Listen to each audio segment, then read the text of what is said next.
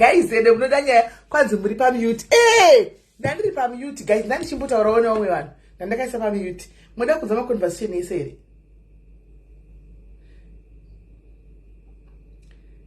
muda kunzwa maconversation ese here guys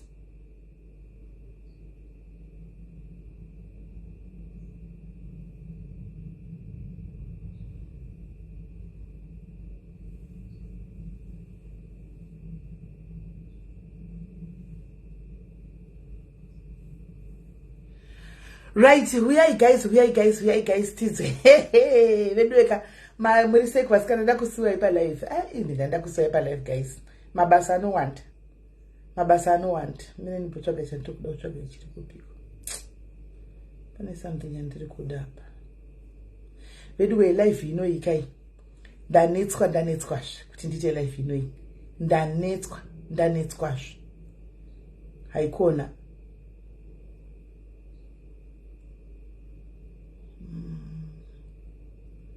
iri kupi clip yandiri kudai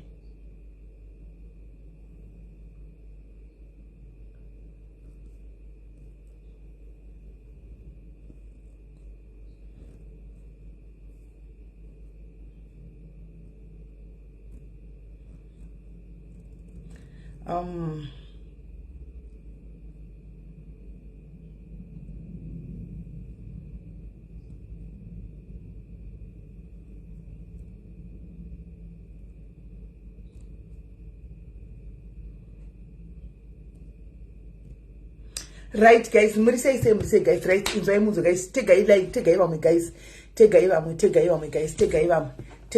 guys mushare live tegai vamwe ani muzati phone iyi abudisa notifications in fact notifications hakuna amene mamira kuzanitika pa iPad paya but iPad inokunzwa pera battery saka tegai vamwe guys mushare yawo live tegai vamwe because iya iburitse maningikiri haiburitse notifications zuka atina ma notifications guys saka tegaiwo vamwe vedwe atina ma notifications hanzi nasi notification yawo yeah, thank you Joy so how are you hanzi yaburisa wow okay kunoko atina ndione notification yanga isingabudisa notification only tablet ndo yaburisa hanzi tangai mati kwasisa ndakumhorosa one spakwasi yesi munhu wangu risei spakwa halas how are you risei right guys inzwai munzwe iyi live iyi yanetsa kuseruko ndanetswa nevanhu simeri tokumbiro live ndikati alright ndite live yachona antimaona ndite live yachona tinzwisane vanhu vane zvifanane zvakawanda zvokutaura after pari kuita mixed feelings guys there are mixed feelings and mixed emotions about a story yemwanasikana wokushayika uya ukwarare ukunzi akanga chida nemurume munhu akagadzirwa handitika achibva ashayikira ipapo azishayika later handiti ndoda kudzoserai kumasure mbijana yesikani lizi ndoda kudzoserai kumasure mbijana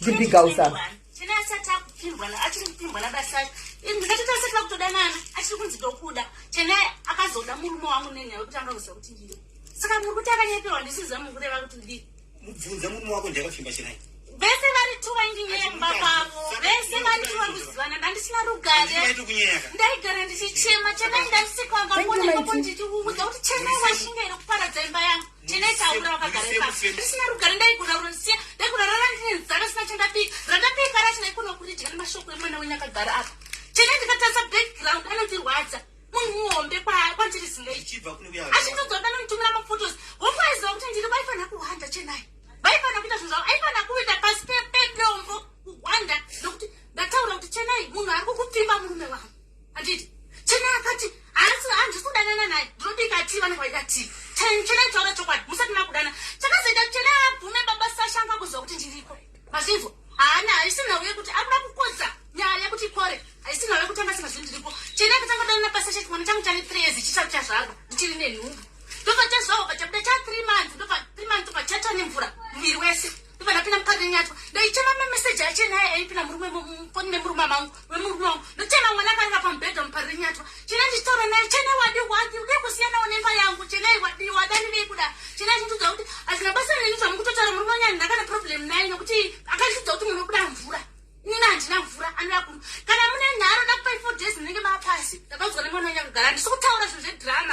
Chenai taura zvawakataura pamusoro pangu. Chenai ndikakudza kuti Chenai iripo, it's okay. Chenai ndakafona pafoni ndichichema. Manzwa, ndine mwana wangu asingataura asinganzwi. Mwana wangu ataurashandisa sign language. Chese chakaronga kuti mwana wangu Chenai echiziva. Ndomufonera kuti Chenai kwa vana vangu zvine basa rinewo. Obva ndikatisa foni nondidzima. Gare message wakafocus, wakabrain, saka muruma achikusiya. Uyu Chenai.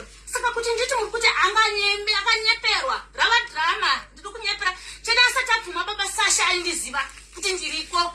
Chenai aindiziva ndikangofona kuti nozva wakataura nemurume wangu nekochimigrati kubasa. Na wana wakulo kuri kufonerei. Ainga asingandizive kuti Chenai angaitondora chimwe chinhu. Kuitira murume wangu nhumbu nyaya kuda kunyandirwadzisa. Akukudzai nhasi. Kwakuri kundirwadzisa aibaiwa dhadheo nikiri depo.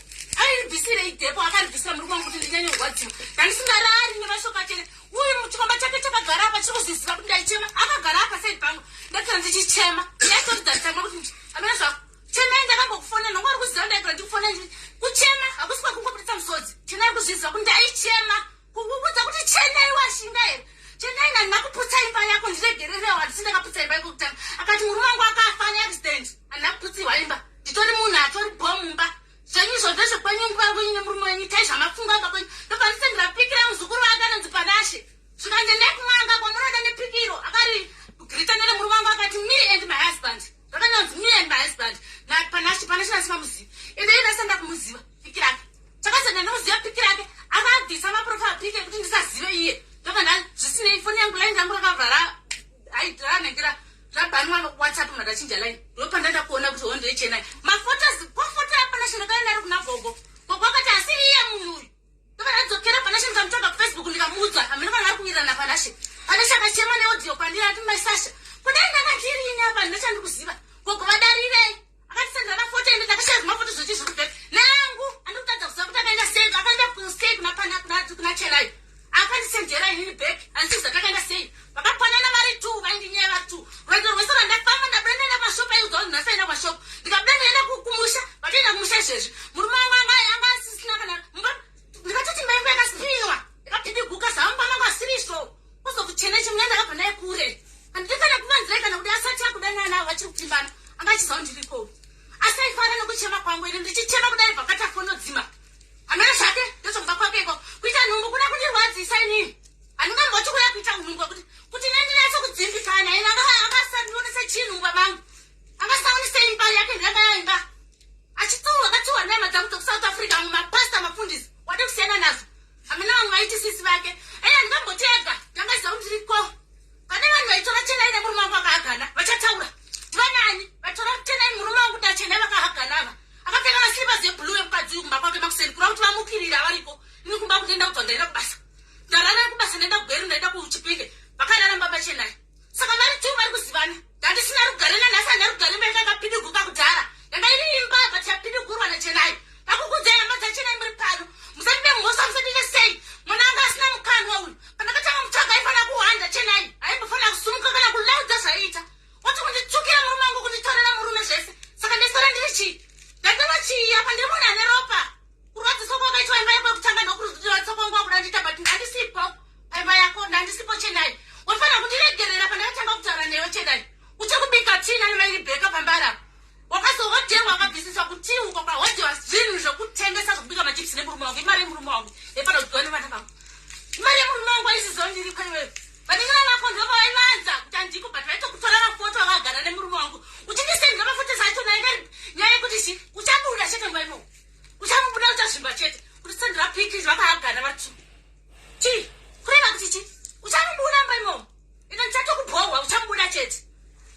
Ndezvobviswa ningiri depo waisa nhumbu. Achangobuda chete ndaane nhumbu. Vamamusanafunga Chenai yakandudza kuti kutori nemwana kuno. Uchazvimba chete. Uyu.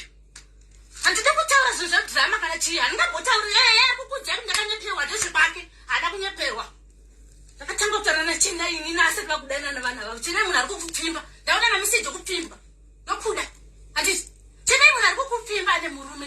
Ari mukadzi ndiri mai vacho. Nemwana ane nhumbu. Chenai pazvonese zvisina basa. Akati mhene zvavo. Ndezvekwawo aitaura mashoko anorwadza mwana wenyu. Vanzwa. Mashoko anorwadza. Aitaura Chenai. Airwadza mashoko aitaura Chenai. Saka mungambondidaro. Vari 2 vari kuzivana. Vakagara vari kuzivana vari 2 nokuta inyaya zvakwawo. kudzokera kwa unzana imaisasha sunungura mwe wangu muzukuru wangu. Kusunungura kana ndakasunungura mama. Kana ndakataura kuti ndinamuripo ndiri kuda kusunungura kombe. Chine ndiri kuda kutararama. Mashingo. Zvipana chene izvi kundirwadza. Usingaiti. Wonzeraisi uya akagara apa kusho. Ndiye akasakatisa nina chenayo. Wonzeraisi ndiye akagara apa. Asi yega chenayi chanditsvaga vakawanda. Ndokuti ndakateya ndeuyu. Akukudzai. Asi yega. Wonzeraisi ndiye akagara pakunapa. Wow. Right. Kune vanga vachiti mixed feelings. I think you can see from the comment section already kuti why ndati vanhu vane mixed feelings nenyaya iyi. Right. Ndakupai a background of the story. Iri kuve small house handivingai. I want to be honest with you guys. Ndavingwa negurupu rema small house. Handika vari kuti havasi kufara nezvakaitwa nemukadzi ushu. Handitika kuti unosvika pakuurayira munhu murume kuzadzamo kwako ropa nenyaya yemunhu rume. Anti muri kuona. So vakati tikumbira kuti mumbotaura because zvazviri worth it here izvi kuti munhu afe kusvika pakunyudza munhu because munhu achangosara chingonyenga mumwe achingoenda akadaro. Anti mwana sei kwakazourayiwa uyu ivo vakataura vega kuti vanhu yesisisili zimuri sei ivo vakataura kuti hausiwo wega makatowanda vanhu vadanana nani nemurume ushu. Muri kuona. Saka inini sahost ini whether yawe yana big house kana tayana small house ini changu kuhosta hanimona inini mopedzerana pachenyu mu comment section already mune mabig ari kuti wakakaura kwakanzi hurai mufe. That comment I think should be from the big house.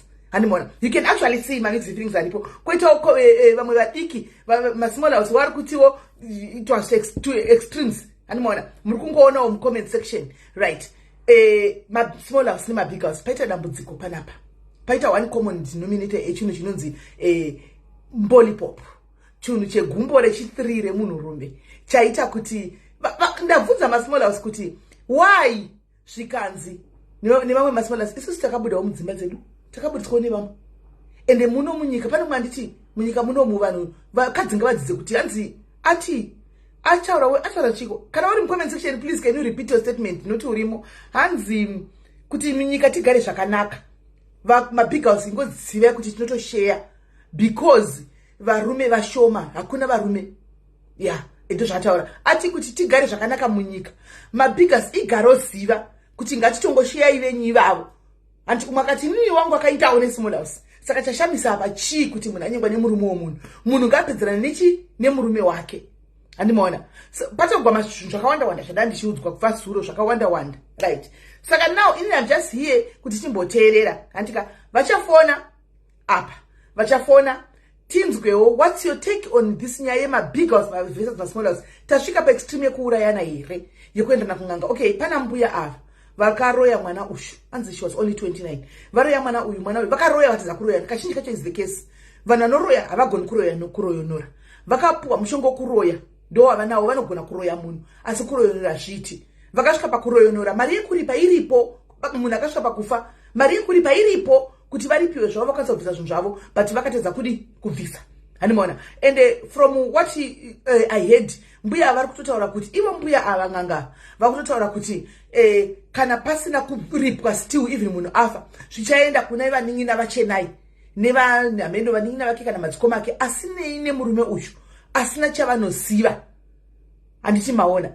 So pazvinhu zvakadai izvi guys kapanotiita mixed feelings zvechokwadi handi because mbuya ava kutaura kuti hanzi zvichaenda kune munin'ina kana like handi munhu target yavo handiti yashayika target yavo yashayika saka ko ava vasina chavanoziva ava vofira here mhosva yachenai paita zvinhu zvake pamwe aitombotsurwawo handimaona pamwe aitombotsurwawo kunzi musadai handika achiti aiwa ndochengetwa. Remember kuti varume vevanhu kazhinji vanochengeta varume vanhu kazhinji vanodii vanobuditsa mari vanochengeta ndo vazhinji vacho.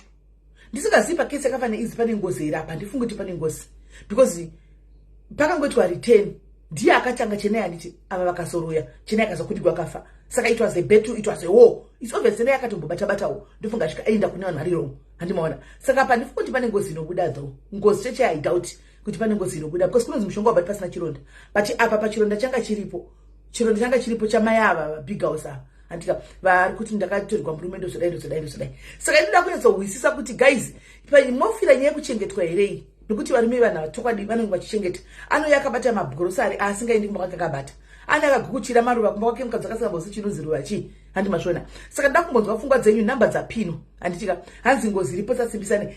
I don't know, handisi kusimbisana but ndangobvunzwa kuti ngozi iripo here apa nokuti kunonzi haibati pasina chironda but chironda changa chiripo kapa. Regai tichanzwa nevanoziva chivanhu kuti ngozi iripo here kana ngozi hapana. Hanzi this small house zvatitambudza.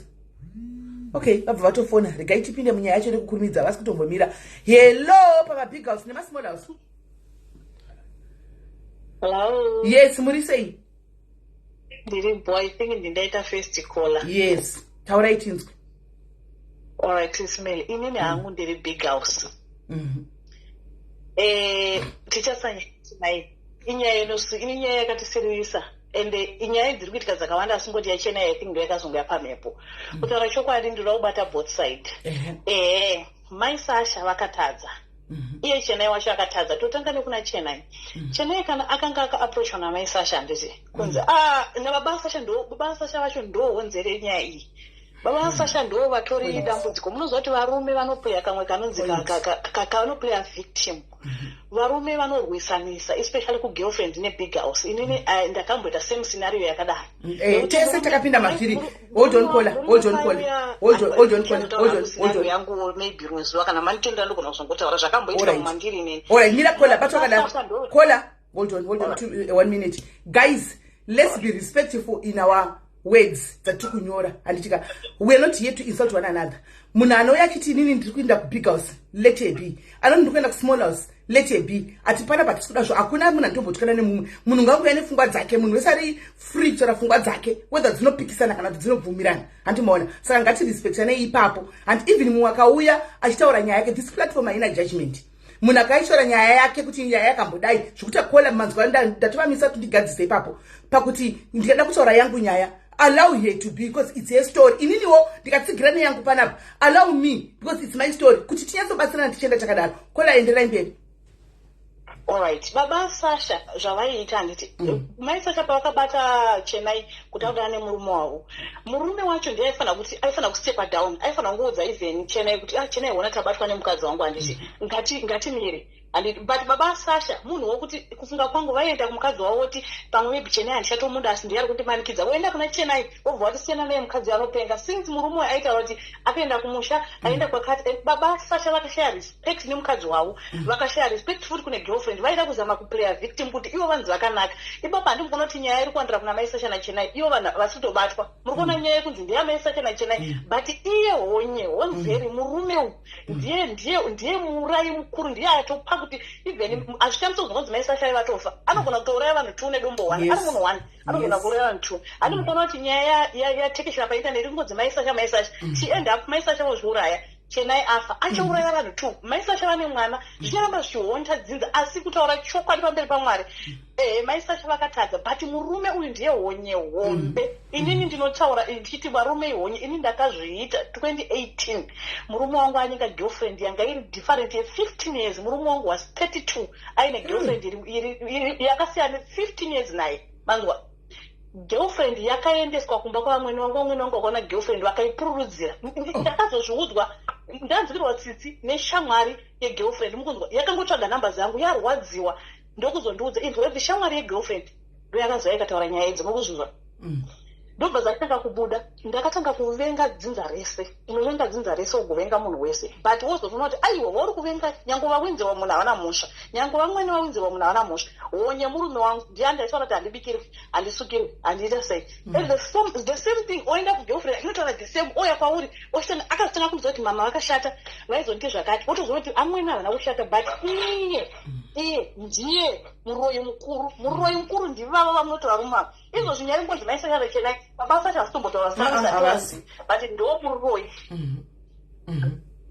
Right. Kuuraya munhu kwakazita mai Sasha vakatadza ende kufa kwemunhu but let's apa tikutaura hedu narrative yekuti nyaya yakabuda pachena nditi vakati ndakaenda kwagogo ava asiwo zvechokwadiwo. Hapana here possibility yekuti Chenai uyu akashaiwa medical attention zvechokwadi plus remember munhu akabvisa mumbukawo.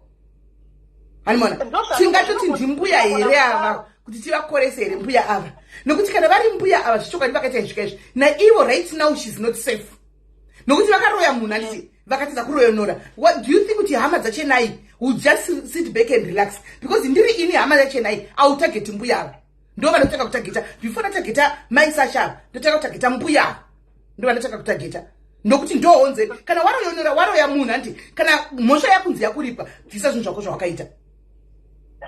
It's true. Kana kuti mbuya kana because mbuya kuti titi vakutadza kuroonora ka vanogona kupa ma medical issues. Asi kuti titi mbuya vakadza because kana zvikanzi Chennai na Mai Sasha mbuya futi vari included.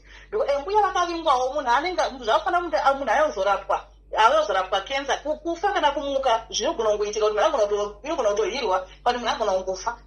Ndiye akauya mbuya haana kumubedza nofanobatsira vanogona kuti akatobatsira mumwe munhu haana kufa. Zvimwe zvoizvo zvadhipenda unokutowo futi since tambota akabvisa nhumbu anogona kunge ari mamedical condition because pamwe vakatombozama kumubatsira zvikazoramba munoziva nyaya hadzizobude dzese ivo vakatombozama kuenda kwavakaenda but kutaura chokwadi kuzouraya nako kudeuravo pakwakashata.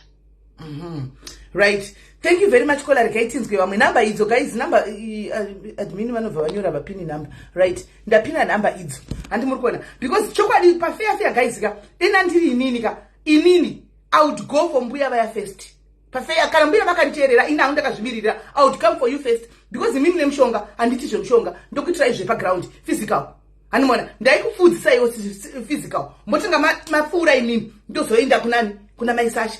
Because apa pakana waroya munhu kana mhosva yabvumiwa bvisa zvinhu zvako anti makati muda kurepiwa kana paripo muchibvisa zvinhu because right now you are also a thug, you are a suspect right now because amungati motoda kutora mari but musina kubvisa mototaura hanzi nevaning'ina nevadzikoma vachafa aiwa then the best kutanga taparadza muroyi ngaafe.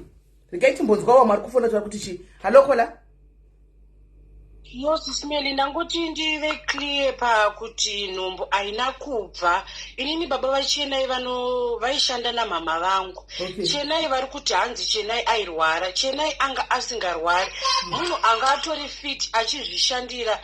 Uye pakuti nhumbu yakabva, nhumbu haina kubva. Nhumbu vari kuti nhumbu akabvisa, nhumbu haana kubvisa. Nhumbu yakabva ndokuenda kuchipatara. Ndokwakazonoonekwa paakutanga kurwara akudi Chennai anga ari fit atori right. Baba vake munhu anopinda mapositori, munhu aitoitawo zvekutombobatsirawo vanhu kuchiprofita uko. Saka ndoda ngokorekta comment section yanga ichiti hanzi apa mwanga agara achirwara. Chennai anga asingarwari, munhu anga atori fit zvekutodaro. Saka iwo uri kuti Chennai akatombuya vantu zvechokwadi vakatogadzira Chennai ndizvo handiti? Gadzirwa Sisimeli Chennai akagadzirwa. Baba vake ndinovaziva zvekutodaro, vanoshanda namama vangu. Baba vake munhu uya anoita job pano nepano. Munhu anopinda chipostori. Munhu angatorowe kumapositori munozozvi vanhu vanongobatsirawo vari kumapositori. Munhu angasingatozive zvekun'anga atozozvipinzwa nekuda kwemabasa emwana. Mwana angasingarwari Chennai, munhu angatori right zvekutodaro. All right. Thank you very much Kola for that correction. Thank you very much. Gatinzwe vamwe. Yeah. Pakaipa guys. Hello dear. Ismaili? Yes, zviri sei? Muri divi ripi? Makamira side ripi? D A. Small house. All right. Taura itinzwe. Small house Ismaili. Inini ndoda kukumbira kutaura pane nyaya yaChennai zvangu ka. Handidi kukomenda zvakanyanyisa panyaya yaChennai because Mai Sasha vanotaurisa. Regai timbotanga tapa madivorce malessons. Hanzi varume havadi noise. Varume ihangaiwa. Dzinoda runyararo, very peaceful men ndo zvavanoda. But mukaona madivorce kutaurisa kwavanoita ka vane kamwe kutaurisa so kasingaiti. Saka masmolas haataurise here guys. Haataurise here masmolas. Aiwa masmolas izvi ded vakatouya kumba totoudza kuti ded maswera say we are winding down this day. Daddy, how was working? Daddy, maskwera mfitei. Mangame, how was your day? Was it so stressful? You are winding down. Day daddy. But unozoona vanhu vakuya vakuzoti kana vaenda kumadivorce mabuda pano pasina chingwa. Vazobuda pano makatisira mari yenzondora. Aiwa, madivorce chimbotorai malessons kune isusu masmall house. Inini Sisimeli handisi kutaura zvekunyepa. Izvezvi kwatiri isusu kuna maiguru vari muchato. Kuna maiguru arapa vakauya kwandiri vakatoda kuuya vachizviita muridzi wemurume but I knew kuti kuna maiguru vari muchato. Iyo soro small house iri official but maiguru vane muchato variko vakauya vakandifonera zvikanzi mhorei maim ndimaim here mimi ndimaim aiwa wari wanepi simba rekundifonera iwe uri small house ndiri small house ukundifonera on which ground maiguru vakazvinyararira variko maiguru handitya iwe wotouya uri small house utori unovana nemurume iyeye inini ndinovana nemurume iyeye maiguru vane vavovana nemurume iyeye but ndakabva ndazovaudza ndikati regai ndibva ndakuudzai maiguru bcause mutoriwo small house regai ndichibva ndakuudzai inini mafanira kutotenda inini kozi kuti inini muvepo inini ndakanogadzirisa nyaya dzamakaitira maiguru vari kumusoro vari muridzi wemurume ndini ndakadzigadzirisa kuti inini mukwanisa kugara ipapa plus inini mochitongotenda izvizvi tikada kuti mubve pano munotongopabvawo kozi inini mukutochengeterwawo mwana zvinonetsa ndezvekuti varume ava vanobva vauya vachikuudza kuti mukadzi uyu anozodai mukadzi uyu anozodai ndini ndinozodai kumba kwavo vanozodai kumba kwavo zvese tinenge tiinazvo zviri kunzi hanzi imi makoshe hatina kukosha asi isusu tiri kugadzirisa macorrections amuri kuita imi madwz. We are correcting all those corrections on behalf of you. Saka maiguru ava vakanga vapopota vakazopedzisira vati hazveshuva munondiziva chaizvo chaivo munondiziva zvekudaro ende zvamuri kutaura hamusi kunyepa ichokwadi. Ndikati saka what's the way forward? Izvozvi ndinotomuka ndichitonzwa kuti mainini mamukati do you want the kids to come over? Do you want my kids to come over? Ndodza kuti yes my guru. Do you want my kids kuti our kids go kumba kwa my guru? Toti whatever. Does she want them to come? Yes vari kuti ngavauye. Saka kwedu kuri ball for now because unoenda uudza munhu kuti you know what uri DOZ zvako riri official inini ndiri kuteera because iwo kuzoinzi official kana nenini I'm going to be officialized as well. Saka maDOZ aya regai timbovaudza maDOZ varume vedu havadi uyu havadi noise tikaziya izvozvo kuswera muchipopotera murume kuti hey wazoenda kusina chikafu hey why wazodai hey mwana haana school fees aiwa isusu vakauya kwati zvitodza kuti vana vane school fees here kumba no we must pay fees for the kids. Baba vakauya vanzoti dedi maiguru I think maiguru vari kuda chaka tinotovapa mari dzekuti mutotengerwa zvinhu imi maDOZ munombozviziva here izvozvo but nekuti hangu inini rekwedu inini it's official tese tinoziyana tese tinotoziyana kuti nzvimbo yamaiguru ndeipi nzvimbo yangu ndeipi yamaiguru vepakati ndeipi saka zvese izvozvoka kwedu bho zvekuti kune vachiri kuswera vachifonera mauyu masmall house regai ndikuudzei small house haifonerwe the more yaunofonera small house ndoya uchafa nebp ende mudefu pamaDOZ tinokuvigai tichisara nevarume venyu vacho vamuri kuti varume venyu murume haazi murume wengu murume haatorwe hachezi chitupa murume kana motoona kuti pana mainini thank god because mainiwo vari kuti kugadzirisira kuti zvinhu zvako zvikunakirewo but kana vana mainini vakuzoudza like pakesi yachenai iyi maisasha taura hanzi aitaura kuti muri mvura imi handitika of course iguwa raitwa nemurume uyu achitaura mukadzi wake kuti imvura but imimi makuzoudza vana maiguru mutoziva kuti variko kuti uri mvura iwewo munenge makumbozama kuita sei? Aiwa sisi Mary ndozvandanga ndiri kutaura pakuti ndiri kukuudza kuti inini maiguru vangu vakauya vachida kuzviita kuti ndini muridzi wemurume yeye zvikazodii but ndakabva ndavaisa papesi yavo kuti maiguru let me tell you I know 1 2 3 4 5 kuna maiguru vatori kuva nemuchato havasi kucomplaina she's not even complaining.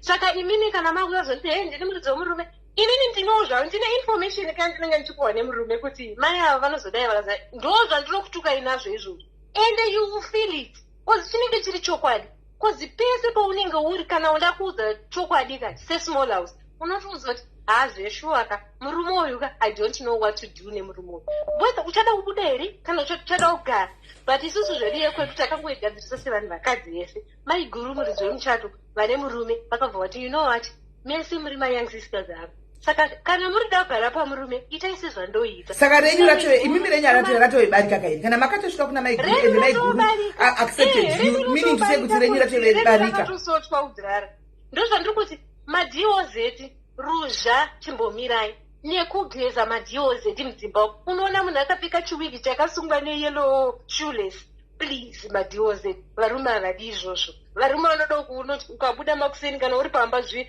unesara wotsvaira mumba woita tanzi inonzi chi kunaisa mumba baba vachiuya don't ask kuti hapana masiya pasina chakati iwe chivabvunza kuti dedi zvamasiya mati pakati toita sei kwete kuti hei masiya musina muriwo masiya mazodai hei nezuro makazodai nezuro ndakazoona meseji yanhengi mukapinda mufonidzana dedi munofa ndini saka iwo kana murume wenyu kana akasiya asina kuisa musavi ipo paine vana sezvavato nevana akauya aubvunza here kuti ko masiya musana unongodyarira just because you are a sweet handibvunze dedi vachiuya vanotoziva kuti ndosiya kumba kusina muriwo vachitouya kana kuti vaakubasa kozi isusu verume vedu vari ndo vanosenza nevanhu vemental health vanotorwarawo nepfungwa vanosenza varume vanosenza usiku obvious pavanouya masikati vanotoziva kuti makuseni pavanouya vanoziva kuti kumba kwamainini hakuna chakati vanotobva nekshop kuti aiwa mainini hakuna chakati kwamaiguru hakuna chakati kuri kudiwa chakati kana tese tiri kudya muzondora musiwo tiri kudya muzondora family yese kubva kuna maiguru kusvika kwandiri saka madhiwo ezetika chimbotorai manotsi for now kuti varume avo zvamunovadzinga times ndimunotodzinga varume kuti but kuzosvika maiguru vadlewo nenzondora hona wochiona kwamaiguru kuku iwe muri 3 sekwenyuku mose muri 3 nzondora namaiguru dema musipo imimi tu maiguru vangu asingadli nyama yese yavandavarihwa neri kozi mari kuzoya kwenyu aiwa kuchizodya nenzondora kwakuwirirana kweduka kuti isusu nhasi tiri kudya nenzondora titori negrupu rekuziva kuti nhasi what are we cooking for daddy totouzana kuti takubikira daddy so it's a different case kola yako rako ibarika iri hatisi small house tiri kuda kuzwa vesmall house ndanga ndiri kuedza kutaura kuti ini ndakatoshangawo ndiri small house zvandiri kutaura kuti maiguru vepakati vakada kuuya kuti muri bainenge here ini ndini mainenge tikati sit down maiguru regai vandakupai your own taste of your own medicine kuti muone kuti imimi hapana zvese information yese about you I know everything maiguruko vakanyarara imimi who are you to tell me kuti murume ndewangu murume ndewedu tese saka madhiwo zeti kana muchiona kuti murume hanzi hapana murume anorara kubhawa mukanzwa murume achiti hanzi ndarara kubhawa kunyepa murume anenge atonorara kusmall house ndo paangarari kubva kubhawa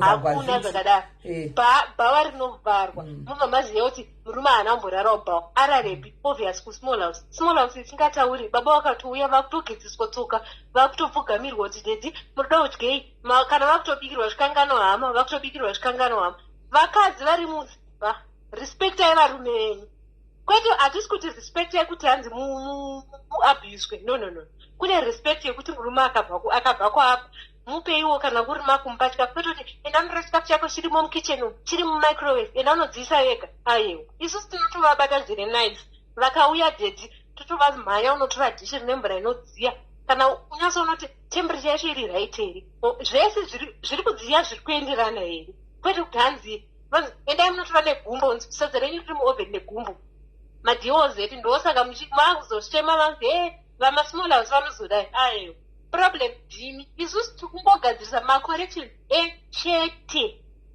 bye sisman right thank you very much Kola thank you wow guys hameno regai tinzwe vamwe makozi ari kuita kupfuta panapa right inzwai munzwe guys kana urimo mucomment section uri small house andika and kana kuti uri big house uri kunyara kuti unofona apa andika just write your story send it to my WhatsApp chingonyora kuti inini let's say inini ndine murume wangu ndinodana naye so indongoverenga as Heidi handimona indongoverenga pano pa live as Heidi so that vanhu vanzostori noti kuna mwana unogona kunyara kutadza kufona and techi you know saka kungonyora just write in wesa inbox kwangu kuti inini ndiri small house zvakamira zvikadai kana inini ndiri deposit zvakamira zvikadai handika tonzwa kuti zviri kumira sei right hanzi ma small house na small house uyu munotiganzira musauye mchifona iwo utoriwo imwe small house yofonda imwe small house kuna maiguru kuti inini murume wangu zvikazodai hanzi ngatinotoshare animana but ndaona kuti ava education level revana ava because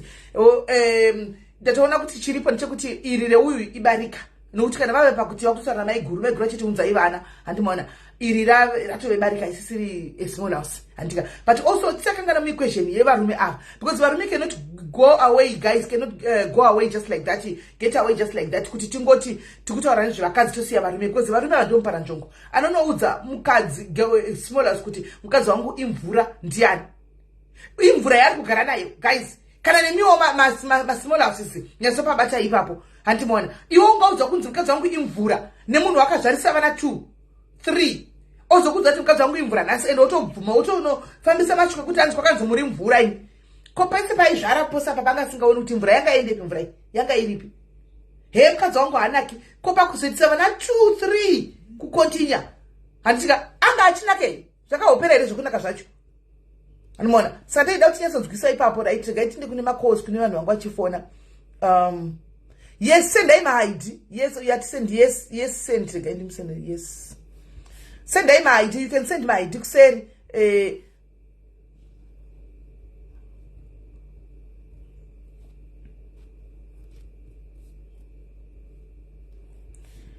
send my ID kuseri tinzwe regai tinzwe vamwe kuti vanopinda vachitichi tidzitele makozi vanhu vachifona pakaipa. Hanzi vanotenda nzondora tose. Hello dear, zviri sei? Ndiri big house. Vanhuka ndoda kungoti hangu ichkai Mwari.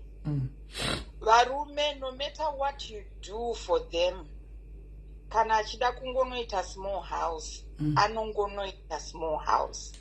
Saka zvekunhanzi mabig house tinotaurisa, tinoita sei, chero ukanyarara, chero ukaita sei, kana murume achida kungoita small house, anongoita small house. And most of these small houses are women who are so desperate for money. Vasina kana self-esteem. Because inini I wouldn't lower my self-esteem because we lower vakoma meli. Ndichidanana nemurume wemunhu handikunyatsoziva kuti murume wemunhu handikwanisi kumufonera at this given time. Ndofanira kumumirira kusvika auya kumba kwangu. What kind of a relationship is that? Mukunzwa zvandikutaura. Most of these moments is just wanting money. Money from these men.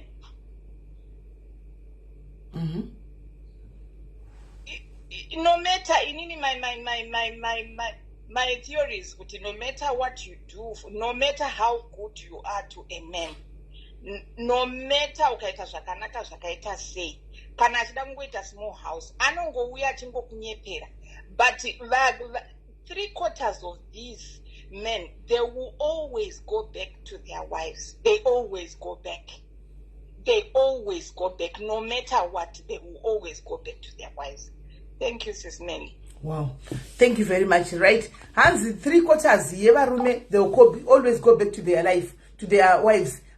But now we've got a case of imanje kuti mabig house akuendera masmall house kunganga. Antika vachitova. Murume ari worth it here guys to tura a small house. Is it worth it to tura a small house? Nekuda kwemurume. Can I ask Papa? Is it worth it kuti tiuraye mumwe abia wako because of murume? Kana chiti ngozi iriko, meaning to say kuti panenge pane ngozi kapa. Andika, meaning to say kuti panenge patove ngozi. Kana chiti ngozi iriko imini apa panyaya dzakadai ngozi inobuda, meaning to say kuti patove ngozi. Alright, timbo drop out yari kufanira mama kosi. Right. Okay, tishifona yari kufa kufona. Hello? Yes, Kola, how are you? Fine, how are you? Mushe.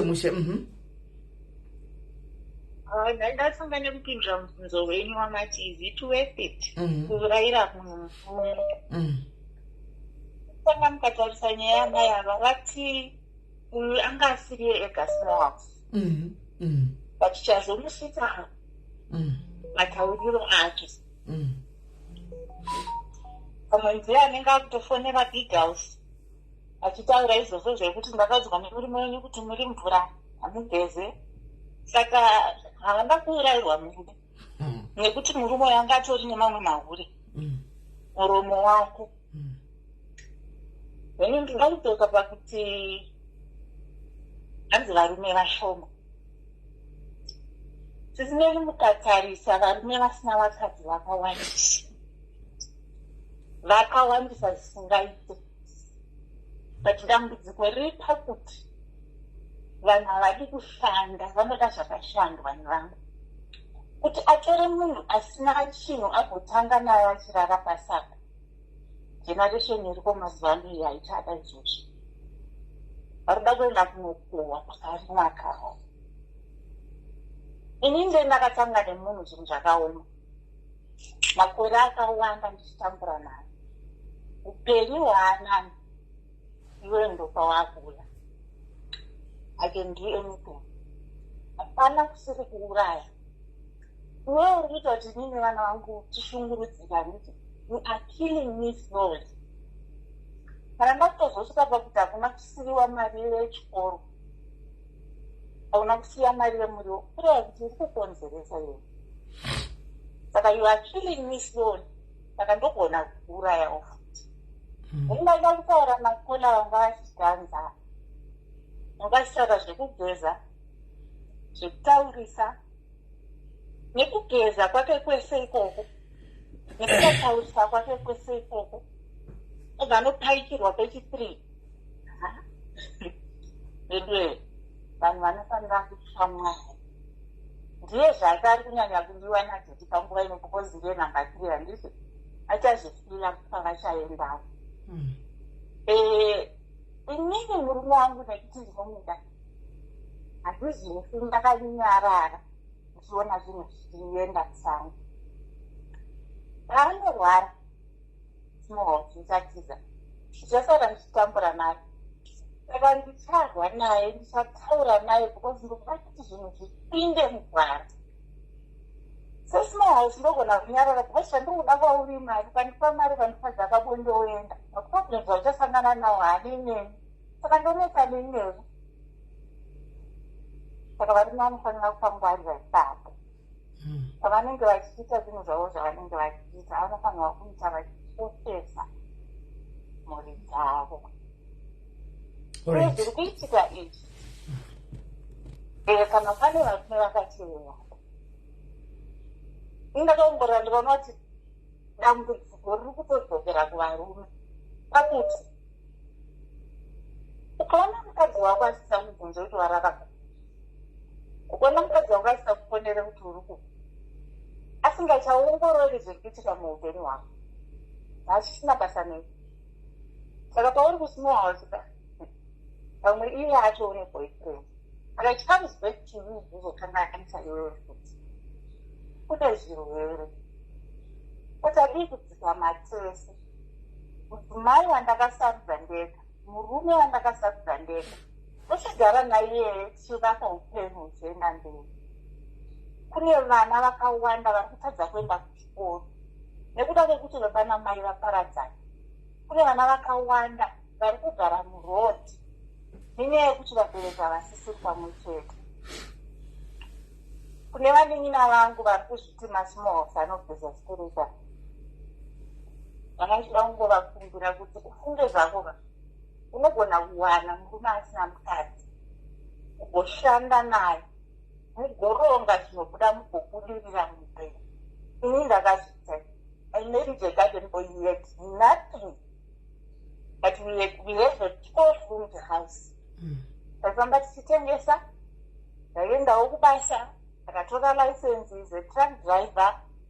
Zvinhu zviri kufamba upenyu huenda mberi. Ukatarisa patakatangira nepatirizvo, vamwe vanhu vanotoshandisira kuti vamwe vanotopedzera vafuti makaromba. Saka kuda kungoti kuvanin'ina vedava, ufunge zvinoita kuti utange nemunhu wako mugovaka upenyu muchienda mberi.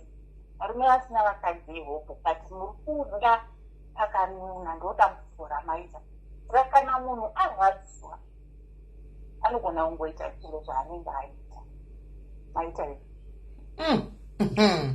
Right, hanzi kana tarwadziwa munhu, but guys, on all this, the fight is now between the big house and the small house. Handiti murume asisiri muequation, but ndiye muparanjongo guys. Handitika, okay, let's do this. Let's make the, hold on caller, let's make the show more interesting. Handitika guys, but atisi kuda violence yakanyanyisa, muri kuzwa. Right, pa ari kufona, kana uchifona uri big, uri Dorset, handitika, and une small house iri kutokushungurudza kwanhasi, please just call in and say ningi I know you, ndichakuindira kwambuya.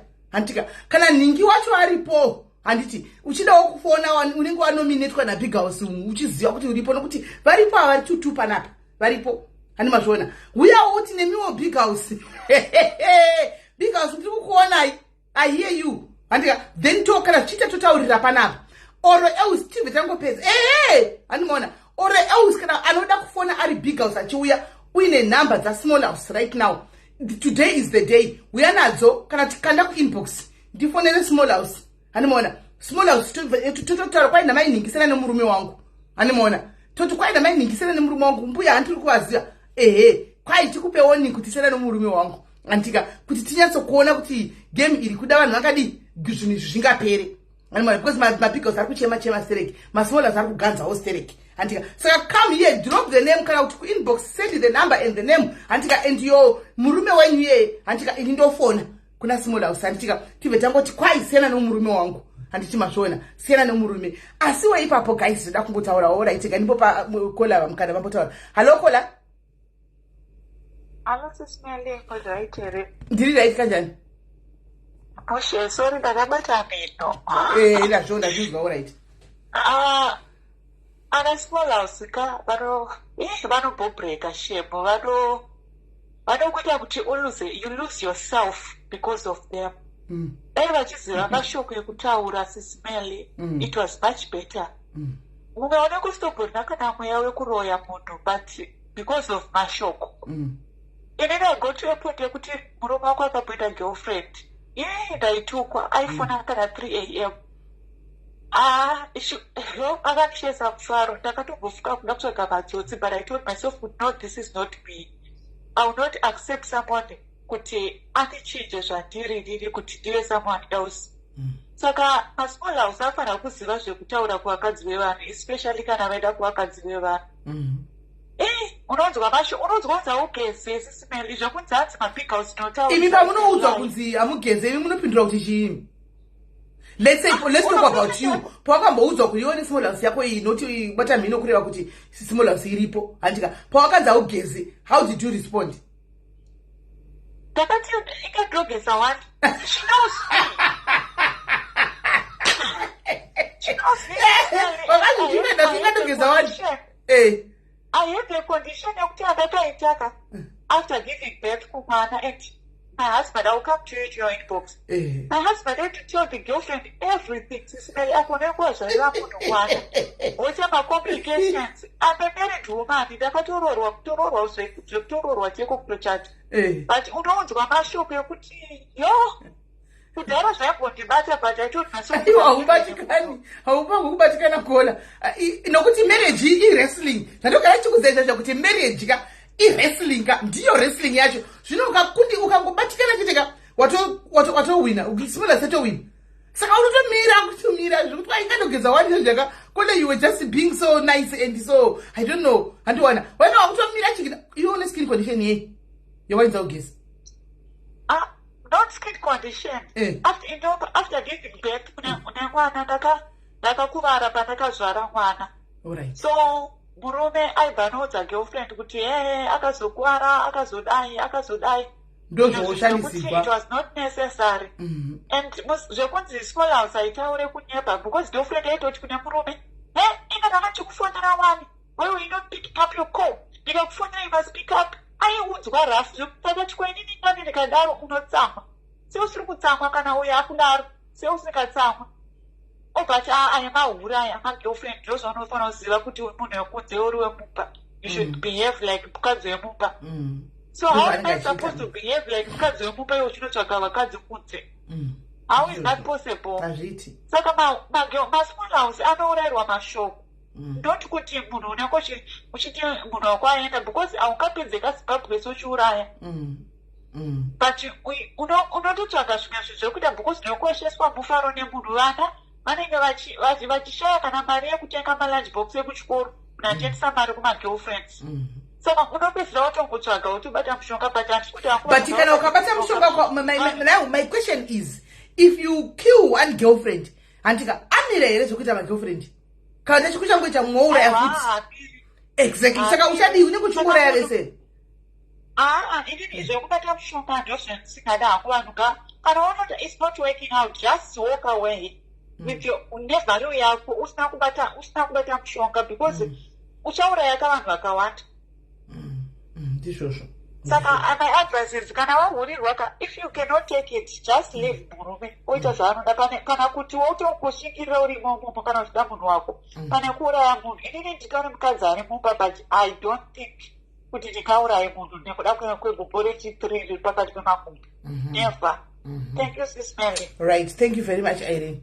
Oh, sorry. Sorry, dear, sorry. Right, Pauya Heidi Panapa. Hanzi hide ID. This is a story for a friend. Inini ndiri my guru, married to a high-ranking army official. My nini, we get along so well. We were best friends na my nini before, so it's very easy and straightforward. And we love each other.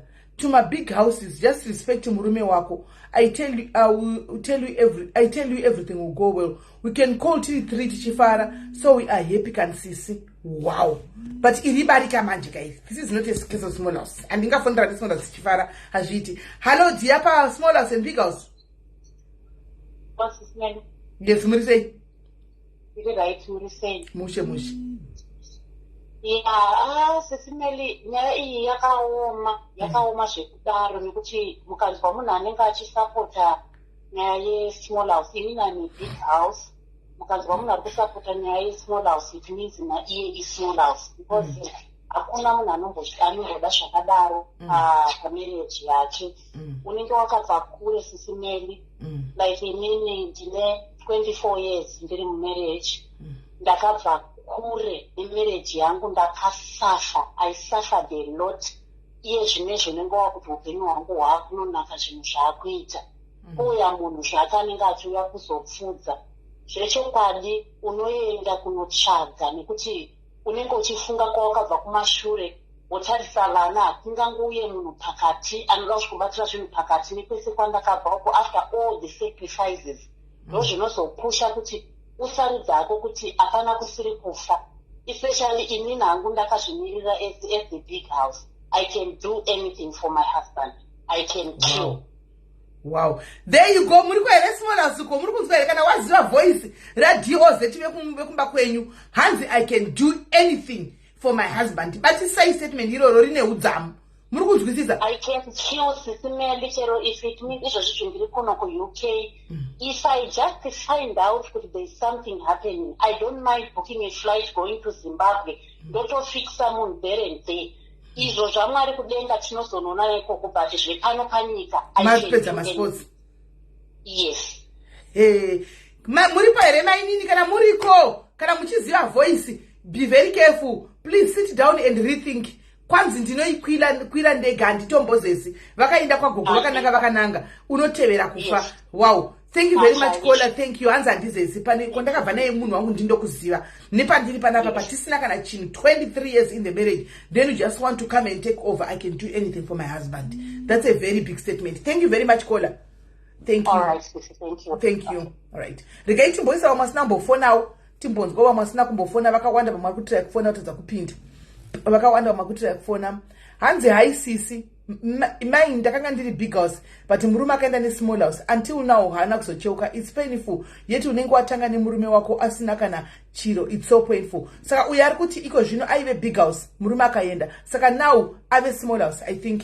Nokuti murume akabva aenda akasacheuka. Saka na iyewo atongona kuti zvinani apinde pa small house. And murikona. Asi, alright. Hello, Kola. Asismeli Murise. Tiri right, Murise. Aiwa, tiri right. Ndakamirirawo vana small. Ndakukorekta pari kunzi hanzi isusu tinoganza paya. Sisimeli hatiganzi isu. Ende kana vanadhadhi vaenda kumba hativafonere isu. Chechiziva kuti vari kumba tichirespecta amai guru. Manje ana mai guru ava ndo vanotitanga. Isusu manje ukazotitanga manje ndo patinozokugadzika panzvimbo yako chaiyo. Handiti maona. Mukazotifonera isusu manje muchitituka aiwa ipapo aiyo. Because iwo ndisanda kuresponda mai guru. Ndototanga ndatodza dhedi toona munhu wako wangonzi hayi mipedzerana iko. Saka tatopawo go ahead na dhedi kuti pedzerana iko. Ndo paya patinozokupindirawo zvatinoda nekuti murume wenyu yeye murume wedu in fact. ndiye anenge atiti isusu tikupindurei handiti maona saka hatiganzi ini vangu maiguru havapapi zvavo ndakazomborya nimbokudzai kamwe kanyaya takazombosangana nagulezi kufuneral gulezi vangu vabata vamwe vese maoko vabata maoko vazosvika pandiri ajamba jamba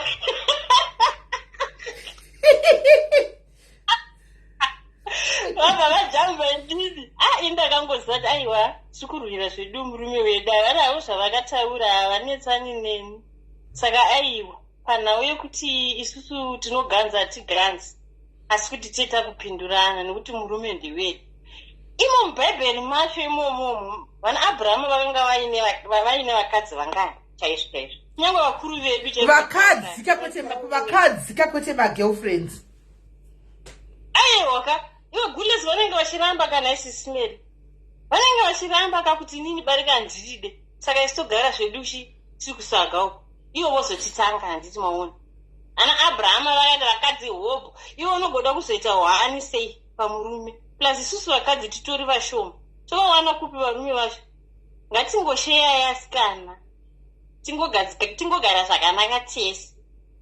Thank you sisimeli, bye.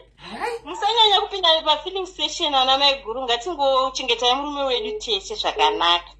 Bye. Yeah, pakaipa. Right, hello Kola. Hello sisimeli. Yes, muri sei? Ndiri right hangu ini ndukuya ndakamirira masmall house. Ndakabata mina. Inini sisimeli zvandakaita. Murume wangu akaenda nesmall house. Ndakaita heartbreak yemakore ekuti kubvira ipapo ndakati handife ndakaroorwa futi. Mazuva ano ndakutongogara ndiri small house.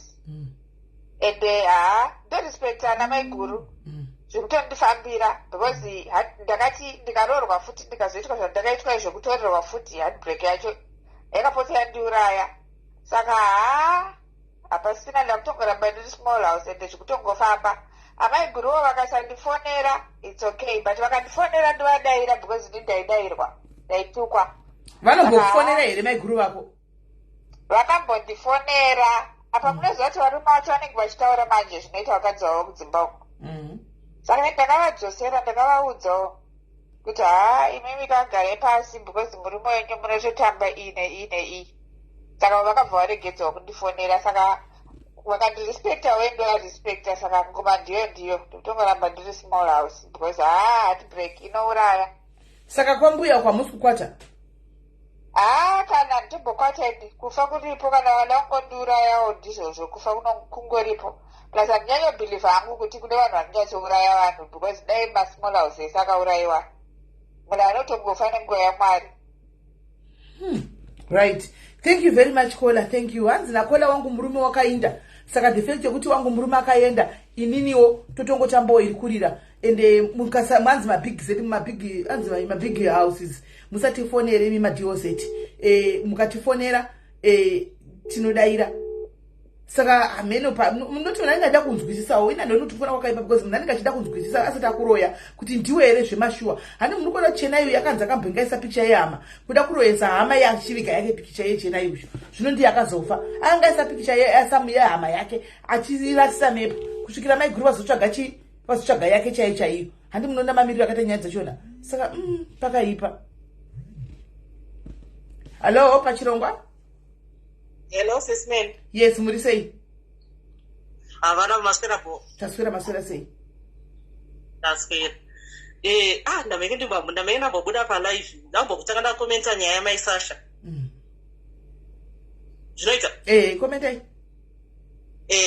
Inini amai Sasha we understand pain yavo handiti.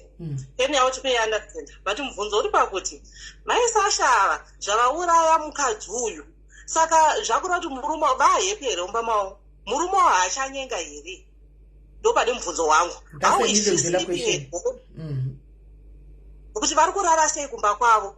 Nokuti as far as nemanzwi achamboita mai Sasha vacho vakutofila guilty vachitoti zvonini vakutofila guti vachitoti zvoni inini murume hanzi handisini ndakamuuraya munhu akauraya nagogo saka inini noti mai Sasha vakauraya munhu vakadzi ngasastay desperate kusvika palevel rekuti tinosvika pakunouraya munhu kana zvimwe zvinhu zvanetsa bheta kusiya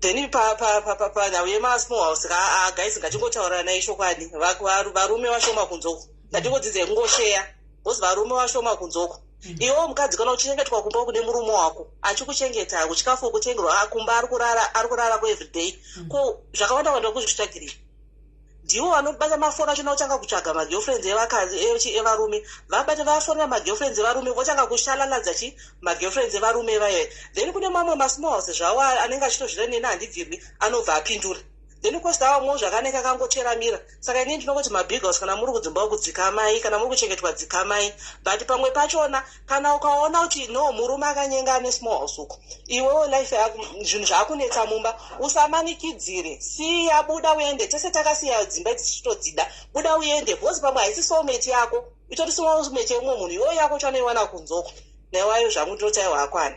Right. Thank you very much. Thank you, Colin. Kwemi guys, imboyeka mudedzere masmall house enyu mazita naimi timbo waziva. Uyeyo muti naiwe Mary gogo ndikusiyana nemurume wangu timbozivawo kuti masmall house enyu acho akamira sei how far. Hanoona. Uye mumbochedzera imi varume ifona iwo tinzwe. Haikona kuwanda muri mucomment section musingatauri umwe vanhurume. Imi muchiziva kuti ndimi vapara njongo. Fona imutaure nyaya dzenyu apa. Hello Kola. Yes, Kola. Atisi ukunzwa Kola, atisi ukunzwa. Amusunduza. Yeah, wedzera volume bichana. Yeah, guys, masfera sei. Yeah, sura masfera sei. That's right. Yeah, I don't contribute opanya emeche ya chena. Ini ndakazvimirira ndiri DOC. Yeah, like ini panya emeche na yawa.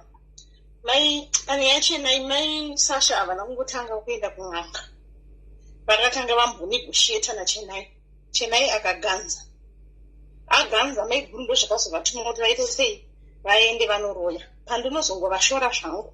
It was supposed to be a lesson learned kuna Chenai.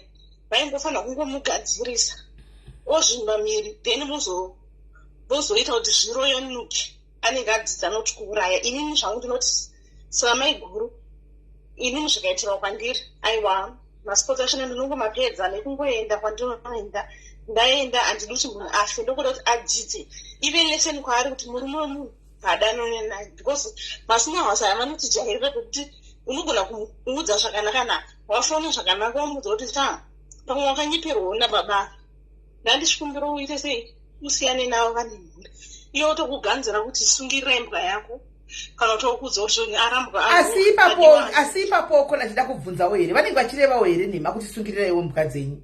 Ndoda kutaura hangu ndisingatori ndakamira pakati pavanenge vachisungirira imimi sungirirai mhuka dzenyu vanenge vachirevawo here nema.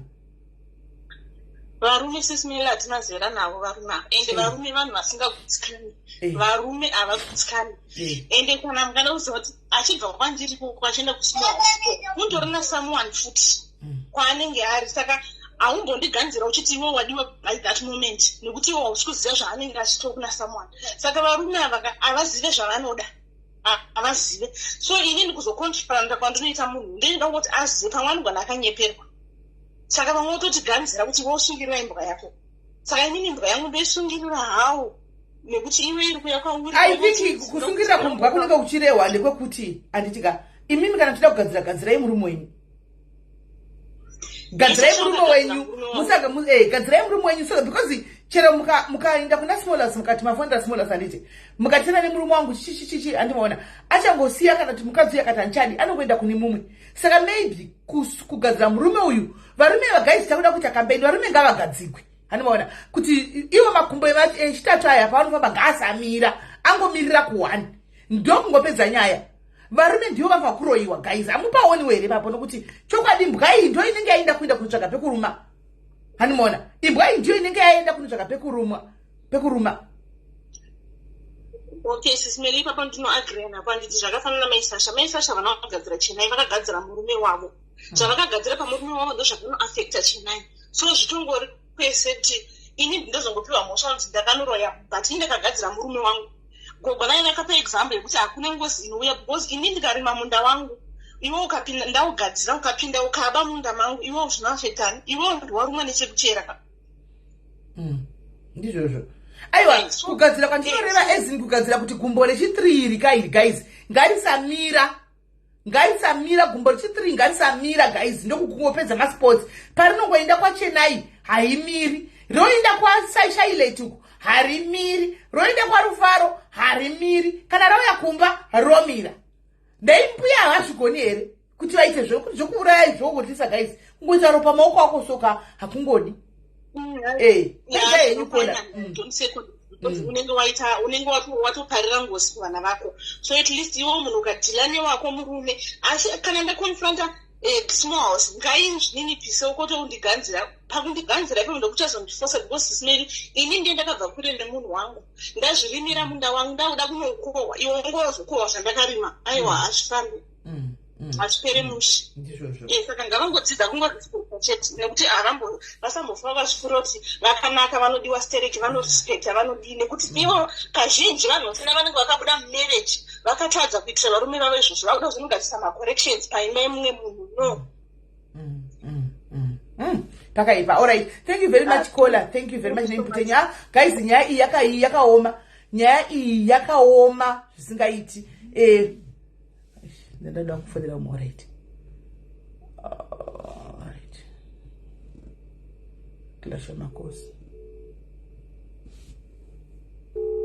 nokuti murume ngakugadzika akaenda kuchuna achimiri guys. Ndinoona kuti ndo zvinotoshanda ini munhu akangoenda kuchuna achimiri. Hello caller, ndiri right murisei kana ngoti akangoenda kumunhu chete ataka kungokwenya kudai ngokwenya akangoenda kune mukadzi otaka kukwenya kudai kana kuti chinje murume chino ngachizvimbesa chapinda kune mukadzi ndozvavanoda varume ava. Hello, itaura henyu kona. Okay, maswera sei Sismeli? Maswera sei? Magirlfriends ekwadhadhayani handiti muri kuzviwa henyu ka kuti kwaita gogo. Handiti muri kuzviwa kuti kwaita gogo. Ehe, kwaita gogo. Taura kukona. Okay. Chekutanga ka ndichataura panyaya yamaisasha na Kenai. Inini maisasha ndiri big house. Maisasha ndinowanzwa where she's coming from. Kusvika pawakaita zvawakaita asi inini I don't support kuuraya munhu kana kugadzira munhu nekuti ndinonamata Mwari. Saka zvakaitika pana Chennai havaizofanirawo kusvika kuuraya munhu. Mbondikandirawo zvemasters naiwe milimeri waita hakwatara nyaya yemasters ndatokangamwa kune masters naiwe mili mbondikandirawo masters guys chimbondikandirawo masters nhasi chimbokandirawo masters endera mberi akokona. Okay, ndobva hangu ndoenda pakomenta panyaya yandiri kutaura nayo.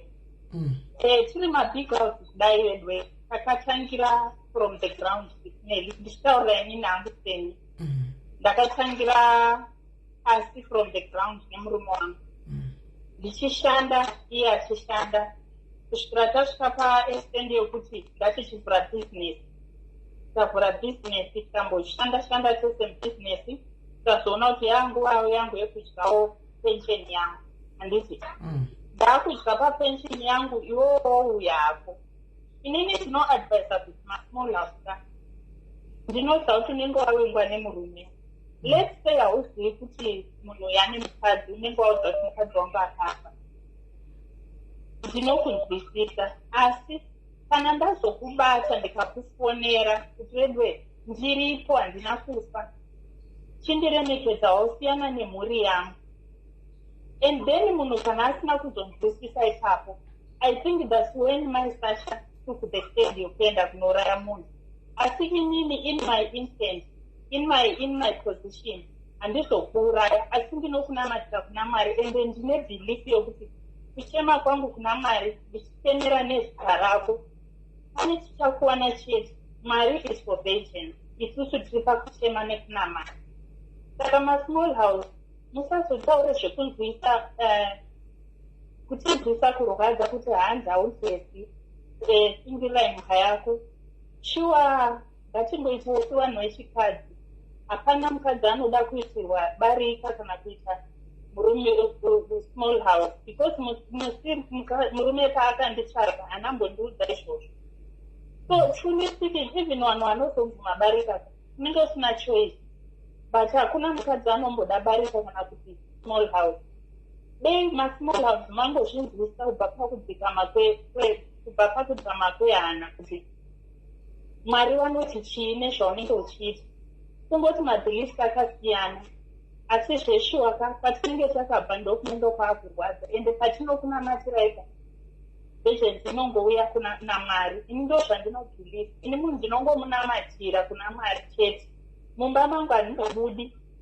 Chero ndabata mameseji ndaita sei, murume wangu ndinomubata nemaoko kunamata nayo, ndichimutaura kuti zvaunoita zvakashata. Asi inini ndinokutaurira kuti zvaunoita nemurume wangu siya. Ukaramba, it's up to you, continue, but ini ndinokunamatira kuna Mwari. Handingokuendere kun'anga naku, asi ndotaurira Mwari. Zvandakafuruswa nazvo. Joshua ende zvinoshanda Mwari variko. Tinotenda Sisineri. Thank you very much Kola maita basa. But pane kuti anzi small asanotitsvaga chitifonera chita sei. Tinotaurawo chokwadi guys. Dzimwe nguva small asanenge akatozvitinya ari musaka guys. Imi mabig house ninyaya kunyangira muchinoba foni dzevarume usiku vakavata. Muchinaradza kuti toilet muchinotinya foni. Unozongoona sitara usingausi wotonga kutsvagana nesmall. Dzimwe nguva small asinenge sinambo kutsvagawo. Inenge ichitomainda business rayo. Inenge ichitongodyirwa musaga. Ichitoziva kuti kuna my boundaries and todi kuzikanwa. Ende murume wako wacho anga akakurespectawo. Akanyora zita rani ra emuyo kuti John. Handiona iwo kuti John wasadamba waitoga muno mutiani wotora namba dzada John, wotora namba dzese dzakanyurwa makanika, uchida kunofona one by one. Mosangana navo ka. Handimaona. Pamwe pacho madio zetaurawo chokwadi. Pamwe pacho ndimunotangawo kutsvaga vanava. Ndimunovatanga kutsvaga vana manikira small house. Hai, ndimunotanga kumatsvagawo madio zeti. Sera ine kutsvaga small house. Kana richitokurespect rorikuka nokuti ava vanhu kavatanga vanokudza mashoko ese. Hanimona vanokudza mashoko ese anogwadza ekuti unopesera kutozonda kunotsvaga uroyi ofuchi manje watozoroya manje patoipa.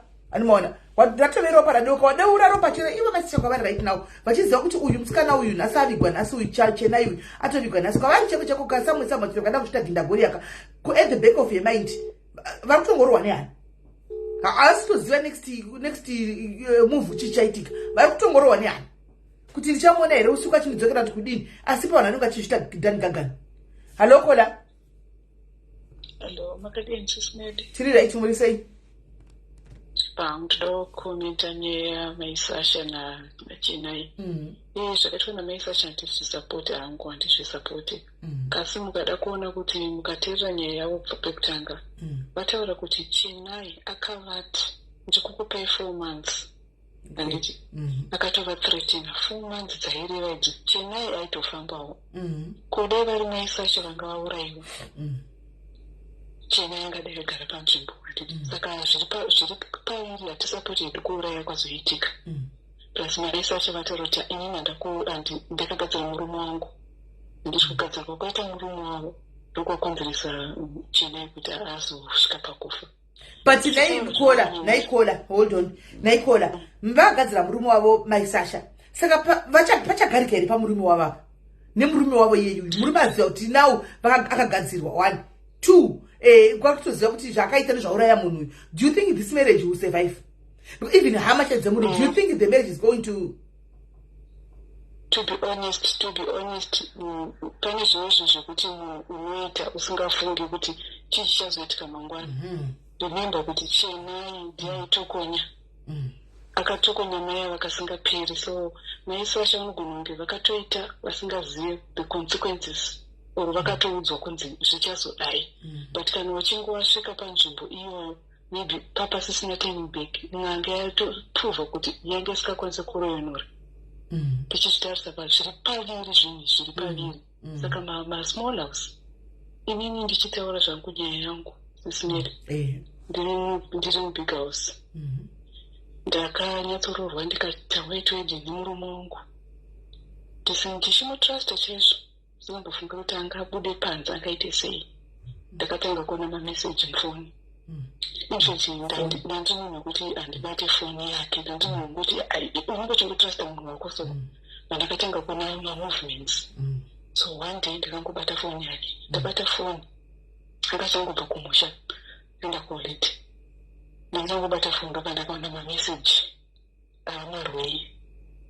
marwei achitotaura kuti ni wakubasa here zvekuti marwei aitoziva kuti ndiripo. Zvakaitozwa kuti tinotaura ndabva pamba totaura ndakubasa. Marwei ndiaitotanga murume wangu kuti wakubasa here so that vanotaura. Ndakarwadziwa zvekuti mandaenda kubasa ndikaitonge hapana chandokuziva zvangu. Paakazodzoka ndabvunza baba mwana what is going on? Uyu ndiani? Nditi munhu wandakambozivawo chichi vandavharwa nditi nekurwadziwa zvandikutaura kuti munhu unoita zvinhu usina kufunga. Nekurwadziwa ndabata foni ndafonera marweya ndamubvunza kuti ndiwe ani. Ndakatukwa zvakutukwa zvekuti ndega ndakazorora kuti sure ndida kumutsanangura kuti anogona kunge wakanyeperwa kuti munhu hapo patindakaziva kuti munhu ari kubvunza kuti wakubazi ri kuratidza kuti angachiziva. Ndakashorwa ndakatukwa. Ndakatorana negambuti chandakagona unozotenge first time chandakagona ndakarwadziwa ndikachema ndiri kunyepa ndakachema ndikatora murume wangu ndikamuchemera. Ndapedza kuchema kudaro ndakaita madays ndakarwadziwa ndika ndazokubata foni namba dzemunhu enda ndinadzo ndamusendera message ndikangomutora thank you so much for breaking my marriage. I wish you the best and I wish you good life in your cheating life. Message this is what I remember chimutaura zvozvo. From that day ndakangotanga kungoteerera matibhini ndakapaparidzwa nekunzi munhukadzi ndounoputsa imba yako, munhukadzi ndounomira wakadai. Ukaona wahurirwa, ukaona waitirwa zvakati, Mwari vane zuva ravachakutaura kuti sumuka, haungosumuka uchisiya imba yako. I started to pray. Ndangosangana nemasamunhu akawanda vandazviudza kuti ndichitombosiyana nezvababa vandisakunze nditotene foni yavo ndisaite sei. Murume akaramba achiita izvozvo achidanana namusisi vaivai ndakunyatsoona ndozviri kuitika ndaiguma ndangozvinamatira zvangu ndangosiya zvakadaro. So marwei akabva nyatsoona kuti madhambu akatonyarara zvavo hapasina ndinda kuti sei ndakutonga achida zvaanoda nemurume wangu andasiya zvakadaro. So baba kwangu pakazoita imwe girlfriend zvese zvindakuzviona kazvesezvi pakazoita imwe girlfriend manje. Girlfriend yakafona ukaenda unogesa ndidere foni yemunhu ndakangoona pandakuzoti ukaona panyorwanzi plumber way yes ndakasvika pakukata ndinozoti foni ikakata panobuda message paisa message akati why are you ignoring me. Pandasiya zvakadaro ndinozombovhura zvakawanda vandasiya zvakadaro nopandakazoti kwani momoko pavadanana vachidanana ndavapa 6 good months. Munoziva zvakaitika kunamata kwakanaka madhiyozeti. Varume ava vanozotsvatwa naMwari. Vamugirlfriend vekutamba vaya vekundiganzira vekundituka veve ndo vakazenge vaziva kuti kwana woye handiti munhu vanobata mushonga. Vabata mushonga wechitu akambaita blind. Kuita blind kwaakaita akambaendawo kun'anga. Ndakazonzwa yanyaya akambaendawo kun'anga mbandoronzwa kasotwa nani nemukadzi womurume wako. Murume wangu achimbata aya achindikonfiranta manje kunditi iwe wakagadzira munhu chichichi namutauri ndinonamata handiti zvinhu zvakadaro. Vekutswa blind ava vakamba vazoita sevakatoti no mukadzi ari kutaurwa mukadzi wako ende munoziva ini ndandachiwa ndakawandiswa naMwari kuti ndisange ndiri papicture wekutanga uyoyo wekundiganzira wekutanga ndiye akanga ari mukadzi wake because girlfriend yechitu yenge nenhamba dzangu dzegirlfriend yekutanga. So girlfriend yekutanga ndiyoita ndechi ndiye mukadzi womurume wangu ini ndiri kumashure yes. Vazomuratidza kuti saka kureva kuti n'anga yacho haioni zveyaiona girlfriend semukadzi imi muripo n'anga iyo haioni. Aneno yes andinoratidza kuti n'anga dziri paviri vakagadzirisana paazodzokera raisaiti yake mbaakunze akuona still mbavaramba vachinetsana mbavazorwa vari tu vakadzi vaive murume nyano ndakakola girlfriend yekutanga mberabaya girlfriend yechitu died. She died ngaisiko maseo kudaro kumbaya nei yakambaya nei ilikola nyaya yenyu yemurume wenyu chaichai here kana kuti muri kutiza yebhuku kona yes aiwa murume wangu chaichai murume wangu chaichai kumbaya munhu nebanga dai anga aripo he was going to talk to you dai anga aripo ndaimupa foni chokwadi pamberi pamba ndaimupa foni wekutaura nemi handichaluza kwese girlfriend yechi2 uyamba apinzwa mujeri handiti wakushitanga kuona kuti munhu akuda kujunjirana nena kuya kwandiri chichichi ndazomudza kuti rambai muchiendera mberi neupenyu hwamamuchirarama inini handichada zvachose handichatombodi ndinobva kuti tatisasa ndari pabonde ini ndandaona mukadzi wekuti ndinongokuvana nekubikira munhu wangu bhazi ndakazomutaura kuti let's go for testing yes takuregera let's go for testing wanike munhu akanamerwa zvake sisinyedi saka zvimwe zvinhu zvatinofungirwa makazodisa kakoni haana tiri kungogarisana tinongogarisana zvinhu zvakaitika rini izvi 2019 ndopakafa vanhu ndopakafa mumwe wacho ndopakafa mumwe wacho 2019 za 15 September right uyo achiri mujeri zvakaitika uyo achiri mujeri uri mujeri handizvo takapiwa makore mangana hauzoiti follow up nazvo baba vatendi kodongorera makore mangana baba majekati takamutesto baba kwanekonzwa nechirwere vatangotaura kuti tinodzokerana but kuseparate tatakangogara saka tinongogara sasisina bhudhi kana wafunga kuda kuendawo kunana marwe vanoenda zvavo ende vanovaita ntonoti vari kutorozvitakudze vana small house iyo vachifunga kuti vakangwara vari kunopiwa zvirwere bcause vanenge vaine mari kana mari vanopa saka imimi kola you sound young you are not that old saka imimi muri kugara nemurume uyu for the sake of vana nokuti muri mwenyu munomuda asi bonde hapachina mutoza kuti ari kubuda panze achinoita ningiri imba ndeyedu tese kana anenge asisadi ndiani wekuda iye ngaabude kwaimi muri kwangu gwangura nani kwaimi muri kwangu gwangura nani imi muri kusukwa nani aiwaka imimi zvanguka ndine munhu wangu ndofana chita kwatikudzwa ipapo ndine munhu wangu musingo akatofirwa alright musingo handiparadze dzimba dzevanhu akatofirwa saka muri mwenyari kuzvisero chimwe munhu kana haazivi hazvizivi kana tasvika panguva yekuti tichasvika pakuti taakuda kugara tese aiwa tinongosiya imba tinozotengesa zvakanakanaka tosheyana for now imba ndeyedu tese anenge anzwa kuti ini ndoda kuita zvemagirlfriends anomboda chinoita chidzoka asi muri kutomubikira ndinotobika zvese but dzimwe nguva hadyika nguva zhinji anenge ari kunana marwiwa vari kuganzaya vachitaura kuti tinogona kubata varume asi mumba achitouya nemari zvese everything anotouya nemari garai naye kola garai naye zvenyu agare mubhedhi make agare murume make ugaiwo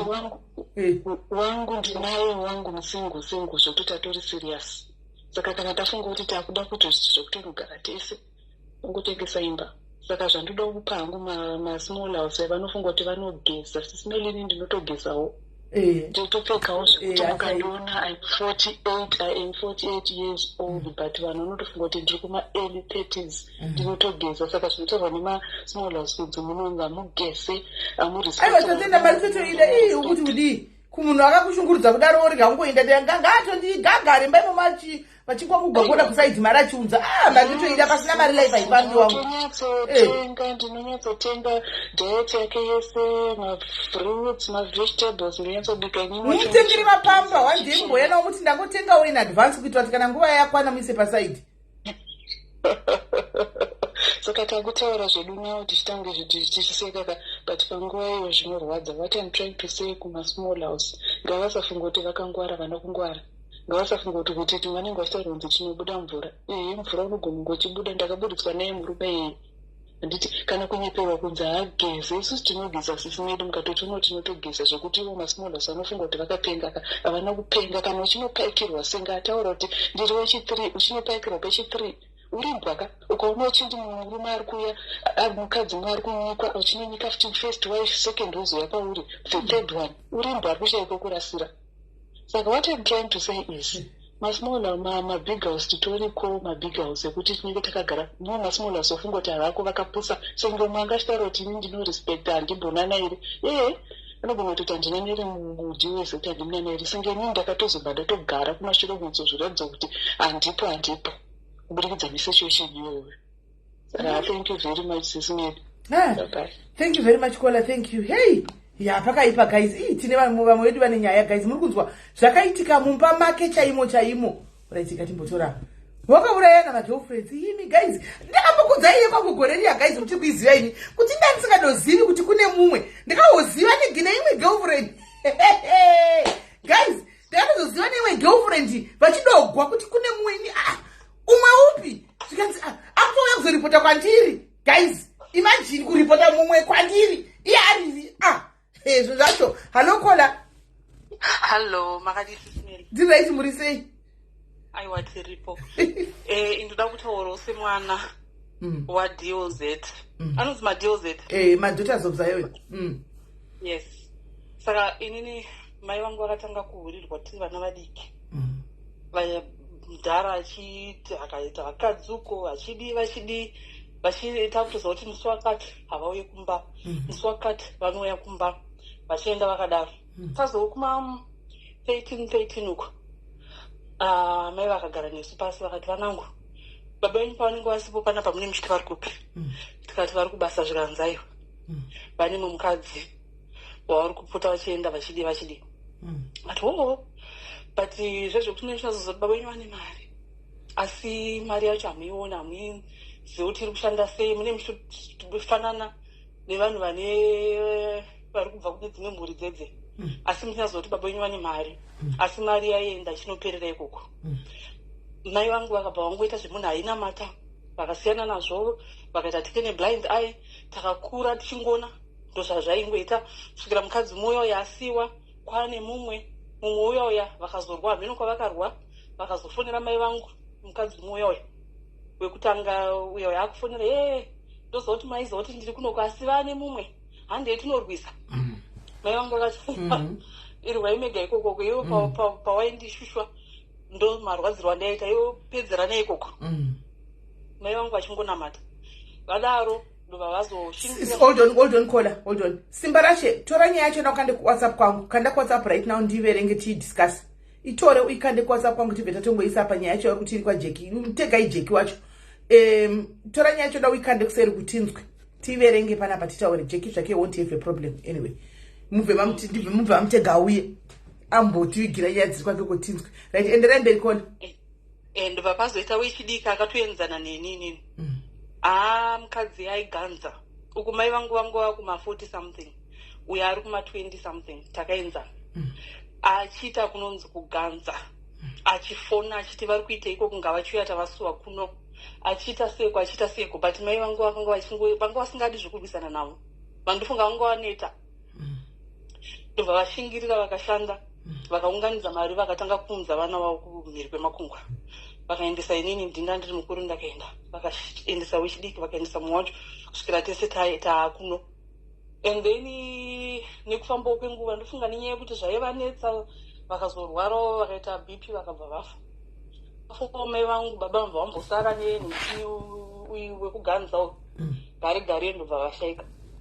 Saka uyu manje ava manje source of income yaita sei hakusisina. Isusu tisu vakutanga manje kuda kuya kwatiri isusu kuti tokumbiro kuti ayo maichemedza mai vangu makufunga kuti mimi ndouya kuzobatsira vana vavo ndo vanenge vakuya manje vana vaizvarwa nguva yesei ndo vakuya manje sisi makadi sisi tiri pedu makadiwo vanhu vakataiwa vana varegerere musabatsirire because havasiriwo vakaita izvi vana vakangozvarwawo kuti okay fine tomhoresana gare ndokumbirawo mari ndokumbirawo chakati ndofunga kuti ndakapa munhu mai vangu vanopiriguka muguva mavo. I will never do that. Saka dzimwe nguva ava masmall house munogona kuganza but mwari dzimwe nguva ane maitiro anoita ekuti dzimwe nguva unozosafa vakadzi vacho vese vari kumushoko vari kusafa zvinotonzwisa tsitsi zvokuti dzimwe nguva unotomboti ndoita seko ndobatsira ndodiko but ozofunga kuti misodzi yamai vangu vanoti vanopinduka vari muguva. Ndaiona Simba ndaiona. I will never. Saka ndo zvandachida kungotaura kuti experience yacho yekuti takakura tiri mumazviri zvinoita kunge zvinonakidza kune vanenge vachinakidzwa asi zvimwe zvinoafecta even nevana mukukura. Ndakatokura ndiri munhu wekuti ndaita handidi kana kuroorwa ndakangowana munhu anonditisa hangu mwana because handidi kuchema semachemero aita mai vangu asi ndotenda hangu Mwari kuti Mwari akandipa murume asingaite izvozvo kana achiita sisimelani sandakambomubata kana basa rake achipedza na4 4:30 asvika kana ari off ari pamba tinogara zvakanaka saka ndinotenda hangu kuti Mwari akazondipawo murume anga ari opposite zvazviri baba wangu asi vanavo kuti nhamo dzavo haunonzwa tsitsi saka nananguti ngosheyawo story yangu. All right. No, thank you very much for sharing your story, Kola. Thank you very much. Thank you. Hanzi isusu takakura mazviri naKola mai vachiitirwa. Saka she had vowed never to get married. But vakazororwa havo. Murume wavo vakawana murume anovazvirespecta nekuvabata zvakanaka. Hello, Kola.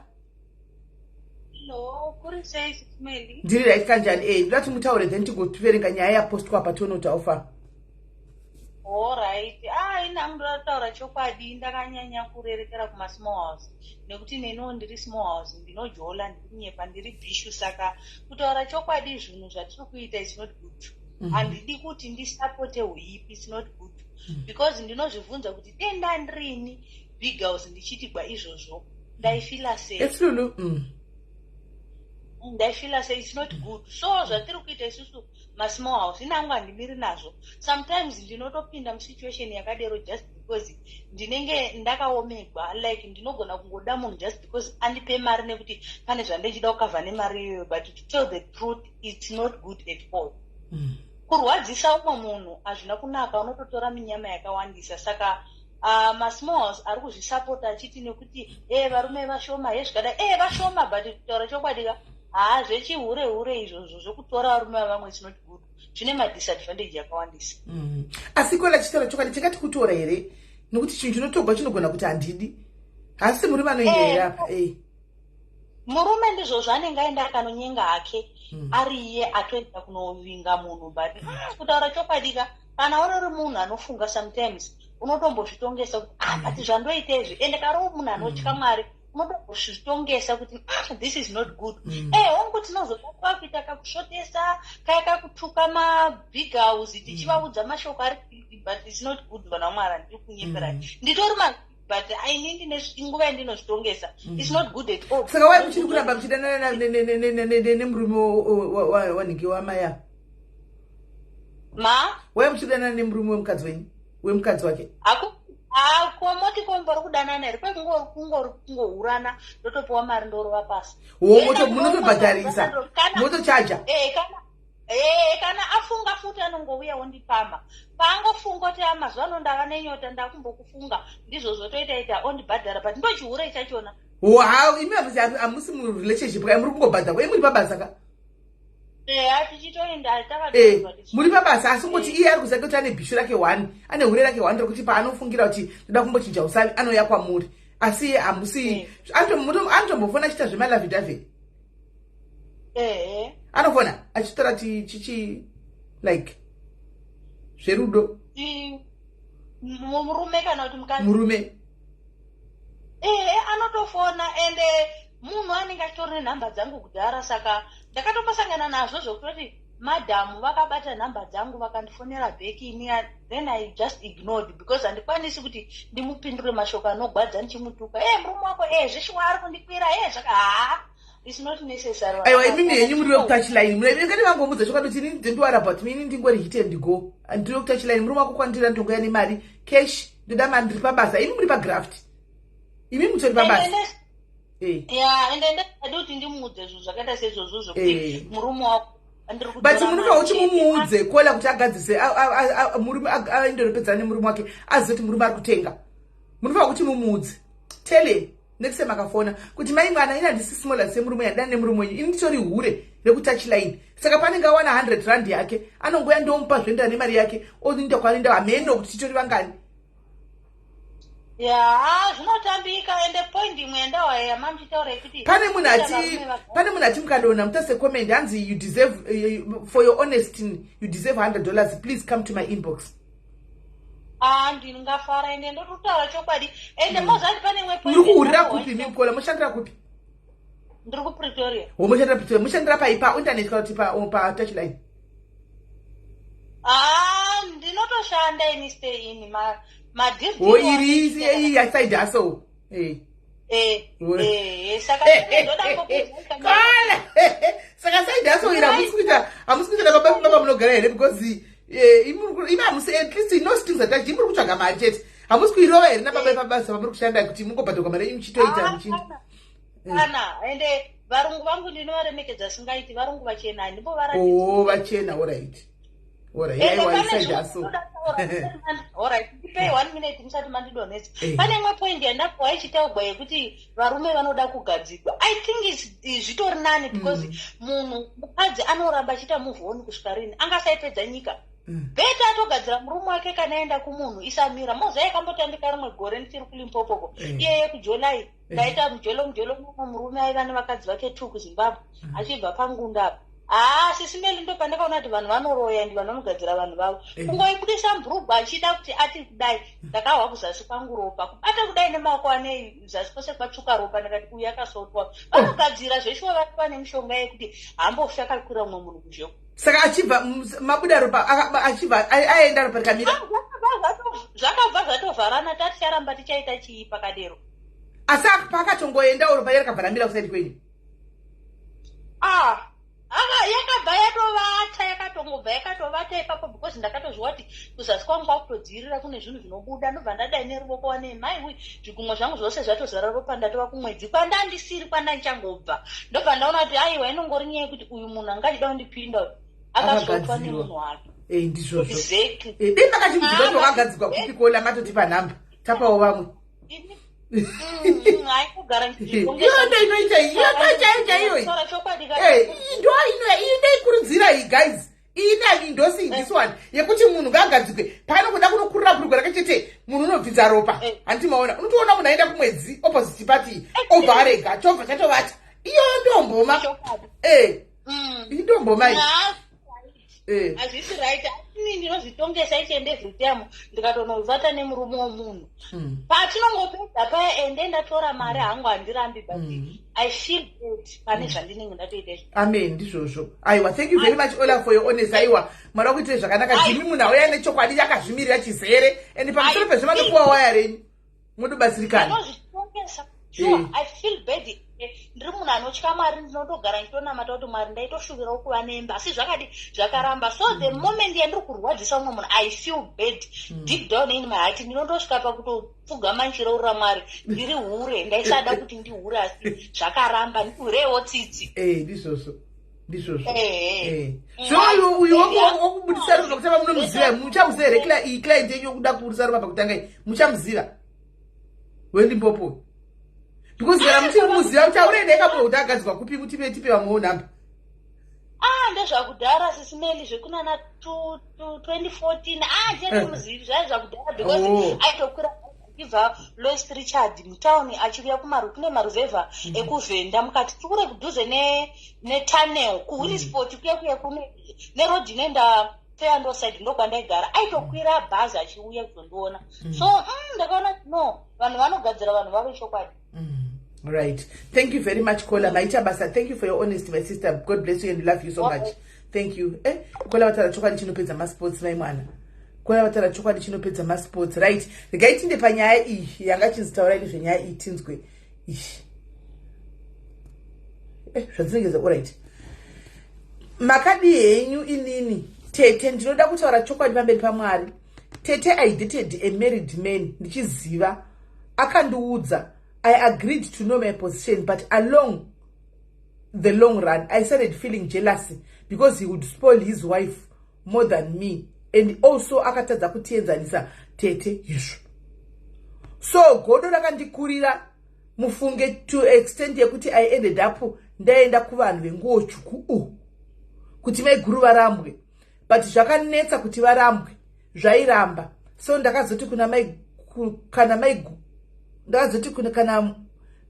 kana mwana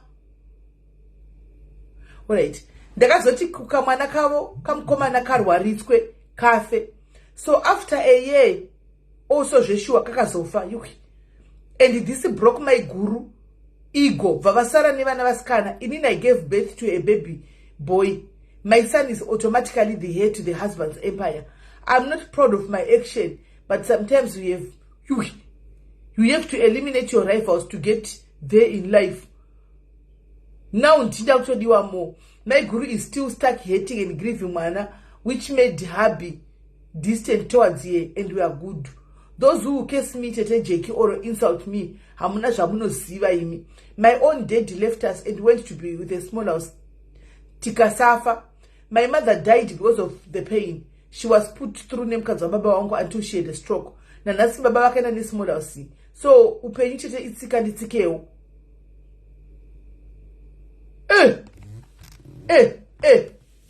Hanzi na small house hava. Vakaita zokuto eliminate mwana wa big house. Kuti mkomana. Kuti vavashara mwana mkomana. Mvavasara avachichema. Mwemai guru. Murume nuvaenda kune ukuku.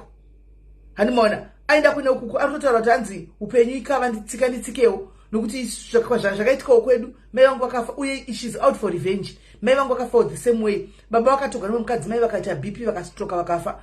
Saka ndikoko.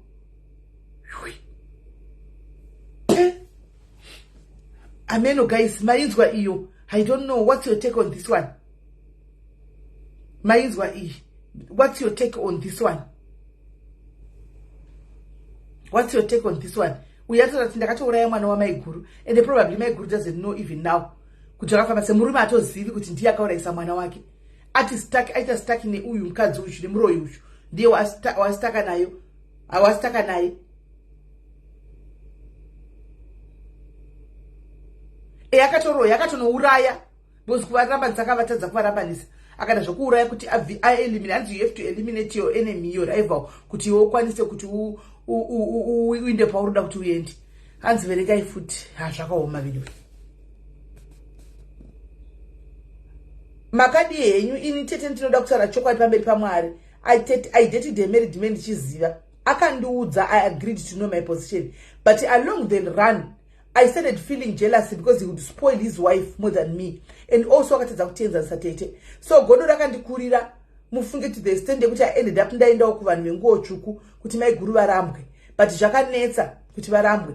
Zvairamba. So ndakazoti kune mwana wakamukomana karwarise kafe. So after a year also zveshuwa kakafa. And this broke my guru ego. Vavasara nevana vasikana chete. Inini I gave birth to a baby boy. My son is now automatically the heir to the husband's empire. I'm not proud of my action, but sometimes you have to eliminate your rivals to get there in life.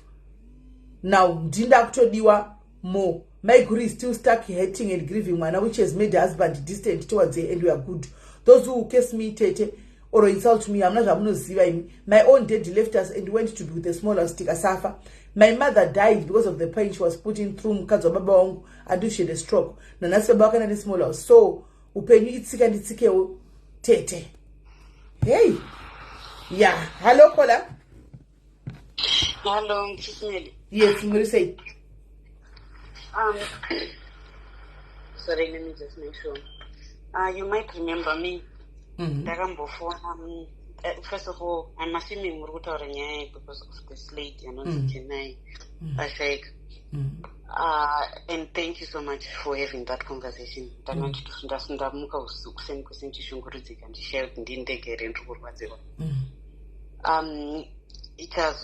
were two reasons to take out the phone. The first reason that the later I'm sharing the to me yekuti ndakaurayisa mwana mukomana saka maiguru vanga vasisadiwi ndinda kutodiwa.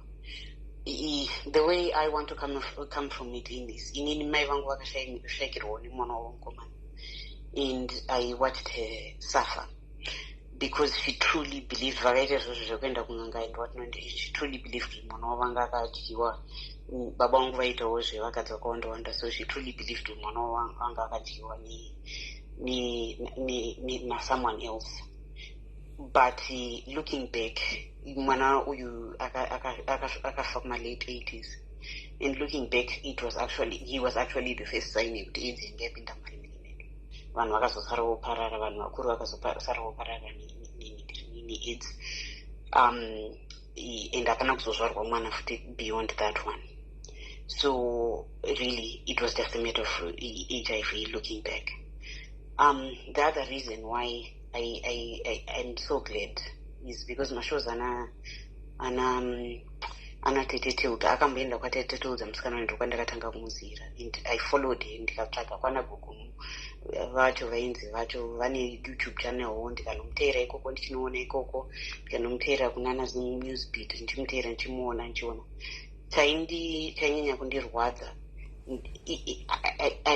handingapikisi nekuti handizivi, asi the important information yandoda kupa panapa ndepekuti pakaitika COVID, in terms of COVID infections in and of itself, nevamwe vanhu vakaita seinini ndakapuwa just the shots, handisati namboita positive COVID test kubvira zvaikatanga, but ndakapuwa mashots. COVID yakakonzera maheart problems. Chakaitika pamusikana uyu chinogona kunge chakaitika pamusikana uyu, and I was glad that I saw someone else mention now. Pregnancy, I'm a doctor, we've talked before, and I'll tell you as a matter of fact, before COVID, before kuno kutando kuvarungu zvinoitika, pregnancy changes the dynamics cardiovascular system. Saka kana wangogara wangoita maproblems eheart ausingazivi kuti atoripo neCovid, woita nhungu pamusoro, you can end up in heart failure. There are women who get pregnant and get heart failure. In the presentation yemukadzi uyu was classic for someone akaita inonzi peripartum cardiomyopathy. It's possible kuti akaroiwa zvake, but it's also possible kuti haana kuroiwa, asi kungoti zvakaita coincidence iriko, is there, vanhu vakabhiliva coincidence iriko. True. Takandirwadza to the maximum was alright. Ndaida kuti if there was a way to have organized it, ndaivapa hangu $500 yechumbo yavacho ivavo, because ndo iri kunzi yafira. Tovapa $500, my suspicion would have been mwana iye ngaSingapore. But tovapa $500. The other thing is, if anyone listened closely to mwana iye, angachitaura kuti ndava nemaronda kumagaro, which means ameno kana muchizviona kumaKiara Jobson anonzi ma-pressure sores. Kugara pasi, kugara wakadaro. Because I gara all the time because angasingakwanisi kufema, which is also a part of a heart problem issue yange irikuitika. In addition, mukatasa anenge ateerera zuva rake rekufa, munhu anga ari kuzvibatsira uncontrollably. So you've got open wounds kumagaroko, and uri kuzvibatsira uncontrollably, and kugara kwacho cleaning yacho it's not well.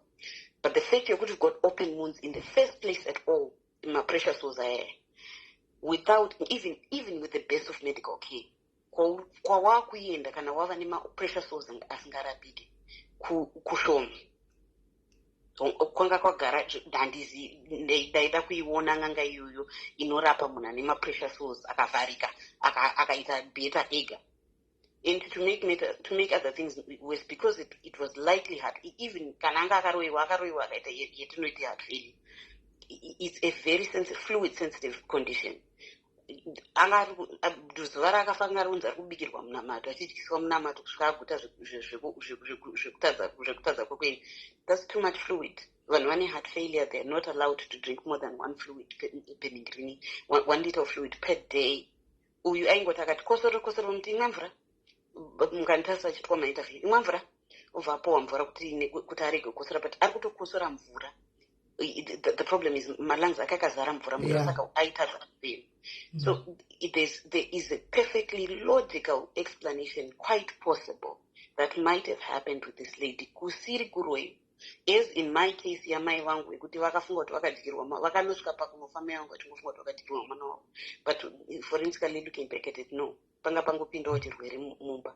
In some ways mungati kudyirwa mumba nekuti chirwere chinenge kwatinenge chatorwa. But I'm just glad that people are having the conversation, and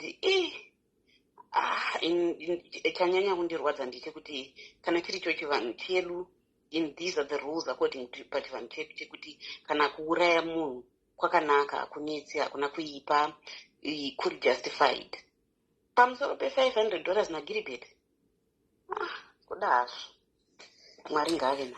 Right, the thing is like kola kutara choka pamberi paMwari ndokutaka zvinhu izvi su painobuda kusocial media handitika inobuda nenyaya. Remember kuti zvakaita pakaita nyaya alongside handiti. So no one would want to go deeper and use another eye kuona kuti alright zvakafamba. So me, I know you for a fact handika kuti you are a medical doctor, not to UK handika, to another country. You are a certified medical doctor and munotoshanda. I know I that's for a fact.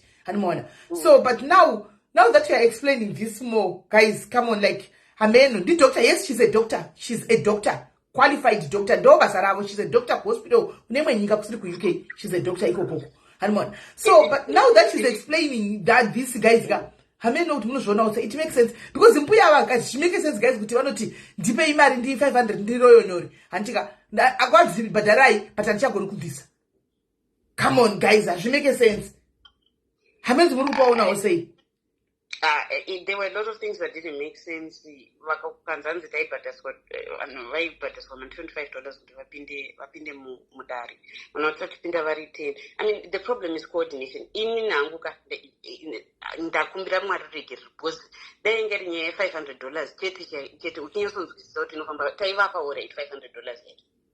Takavapa kuti inangu I feel kuti as Zimbabweans there was no way atingapushai $500, but chine chinozezesa ndechekuti you never know vanhu vanenge vapuwa kuti uzive kuti saka vakapuwa here mari inokwana $25 because vakakumbira kwakawanda. Vakaenda kwaTituta, vakaenda kunonzwa kwababa Taps, kwatashu, vakaenda futi kwatashu hazvina kupera akaramba chingodaro.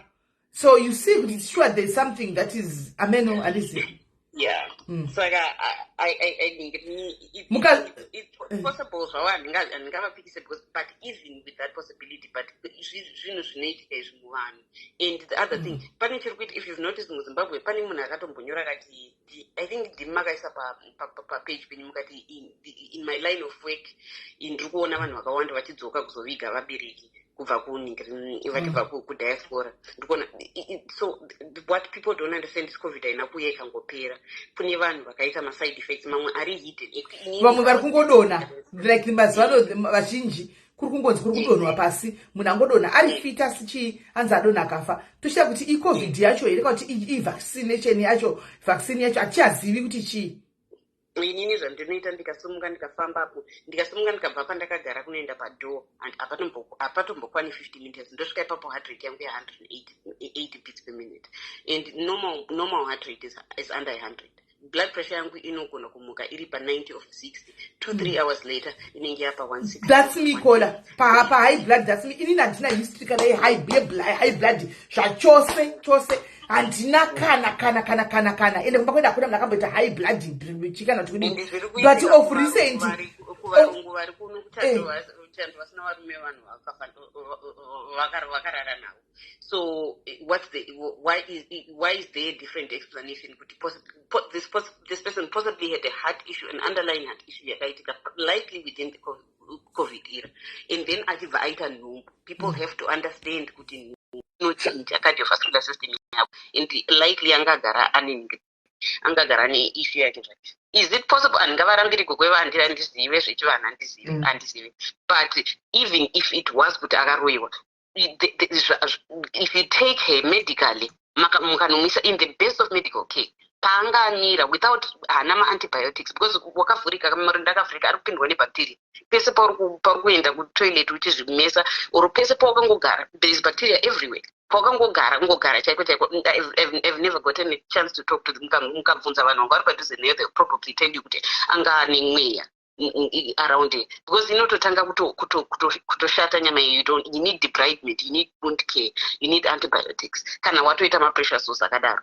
And there's ways vanobviswa fluid vanhu ivavo vanoitwa dialysis vobviswa fluid vanopuwa ma-dialytics yobviswa fluid iyoyo because kuzvimba kwese kwako it was just fluid regardless of kuti akaroiwa here kana kuti haana kuroiwa. I can still tell you the physiology of what was likely happening with her and what the possible solutions could have been, at least to prolong her life in the meantime.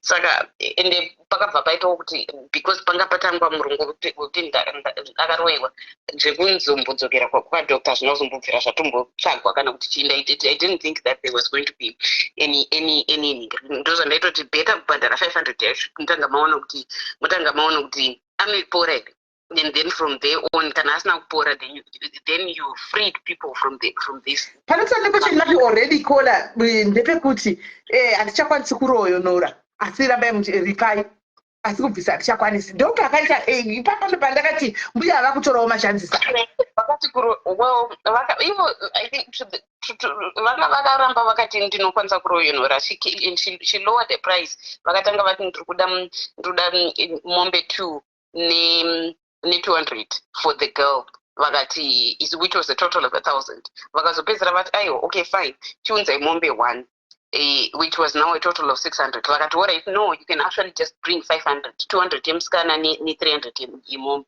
but the issue is panga pari kunzi 500 yacho 500 yacho iyo inge iri kushaikwa. Okay, but still we are going to say since mbuya vakati hasisa zvapera zvichanobata vamwe vana let's wait pazvinongo zvatanga kuna vamwe vana todza kuti vakaroya inini muri doctor but do you believe in witchcraft?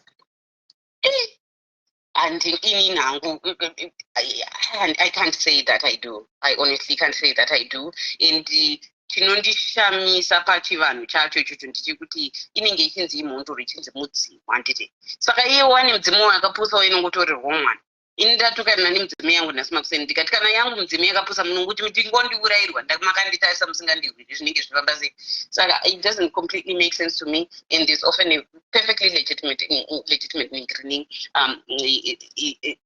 perfectly legitimate explanation. It's the rare situation that you don't get a legitimate explanation. Kana angozvimba chete I think it's best vanhu vabatane vaunganidze mari iende straight directly kuna gogo ivavo tizive kuti mari because zvinonetsa mukapa vanhu mari vanotanga kuita maideas kuti ngatimbo iyi ngatichidai ngatichiendai kwana ngitine tinonosefa aiwa tovapa mari yavo 1,000 kana iri 500 kana iri 1,000 tione kuti anopora here mwana. All right. That's my only suggestion to that family. All right. Vashingirawo vakati kana vachitipedza ngavatiore. All right. Zvakanaka chaizvo Doctor, thank you very much. I will hold you on to this one. Let's wait and see. Imimi, since you are following the story closely, remember to follow in the social time. Remember to follow Imimi, this is between me and you now. Please follow this closely. And kana kwa ipatanga mumweka do the first timanye and bona tuna kutabatsira umoti tu yumari tuna timbuya vanobvisa here totangira ipapo tuna chibvisa here because sure guys tapitodzokera kwa iri Sylvia but also it's worth looking into zvavari kutaura hani mukona kuti mbuya vati mureseti yapedza kwana chena yuku muriseti yapedza kwana chena hanti right now toda chiti yakaroiwa handika right now tukuti akaroiwa toti doctor vari kuti inini handisi kubelieve kuti akaroiwa handika ndiri kubelieve kuti pane a lot of medical information ka iri out there yemusikana uyu handika that is making quite sense pane zvaita musikana uyu handiti but isusu takumira titi right akaroiwa doctor vari kuti hana saka tati since ava mbuya vakati zvichaenda kuvanin'ina nekumadzikoma tochimira takada pana uyu pana chena yapachana zvichakwanisa kuita because atofa tomirira next in line ava doctor chatibatsira kutevedzera nyaya yuku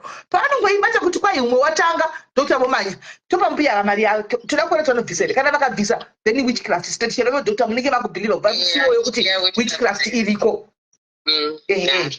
No, thank you very much, my sister. Thank you very much for your input. But you are looking at make casual sense, guys. It makes sense though. But right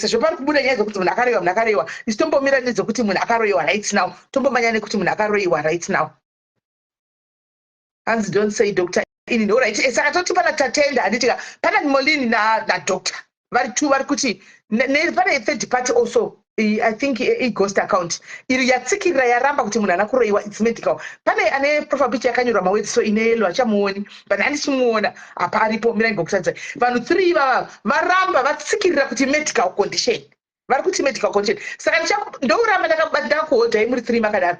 Mira itione umwe wacho andikwai mhuri yati tipedzei tose. Kwandi zvataura mhuri. Saka tochimira right now tione kuti achapinda wachona uyu Dezi Muswere. Yeah, Dezi Muswere. Dezi Muswere ndiana chitsvaga. Vari 3 vanhu varamba zvokuti kuroiwa. Vati medical attention yakashota. Tomira takadaro tomboona kuti zviri kufamba sei.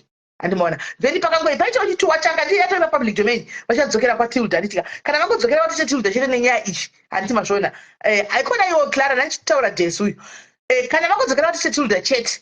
Isusuwo avanototiudza totoziva kuti kune uroi totobata mbuya vaya fast toda kuifollowa closely nyaya iyi guys iproject yedu pano padiaris toda kuifollowa nyaya ishi kusvikira kumapena toda kuifollowa nyaya ishi because guys munhu angangourayiwi just like that kuurayigwa murume vasikana ende indimi vanhurume anditika vanhurume please vediwe gutsikanai iwo nemagambi amuinawo mudzimba imi hamukazotudzi nhasi kuti kwanzi gambi iri harichaitira kubuda mvura nhasi after zvara vana vatatu vana vaviri pane makore 5 7 8 10 nhasi gambi harichaiti hanzi tasvundiwe nhema wenogara chikudzai kuti tasvundiwe fecha ndowefeki anomona zvakaramba after vana vatatu makuya nhasi muchiti hanzi he munhu imvura he munhu angasi azodai makunotaura varume mutaura isa vakadzi ndo 1 2 ngozi idzi muri kuziva nyaya yegweru iya guys muri kuziva nyaya yegweru yekuti mukadzi akauya kana murume akavata girlfriend akavata mumba yakavata mumba nemurume wayo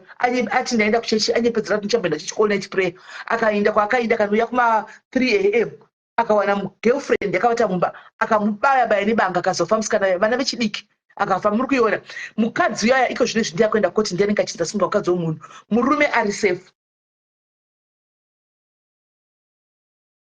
hanzi shows out desperate that ladies akaona murume nedemu low class wife but let's not rule that one out vakadzi vakawanda are doing it it's just that it's not coming to public domain but they are doing it vakadzi vakawanda vatara kuzviita kusera vakadzi vakawanda madhiwoisi eti ari kutonyatsoata mishonga ari kutonyatsokuda kukaurisana nokuti iwo masmall house aya anomboganza imagine guys uchiudzwa kunzi nesmall house haugezi.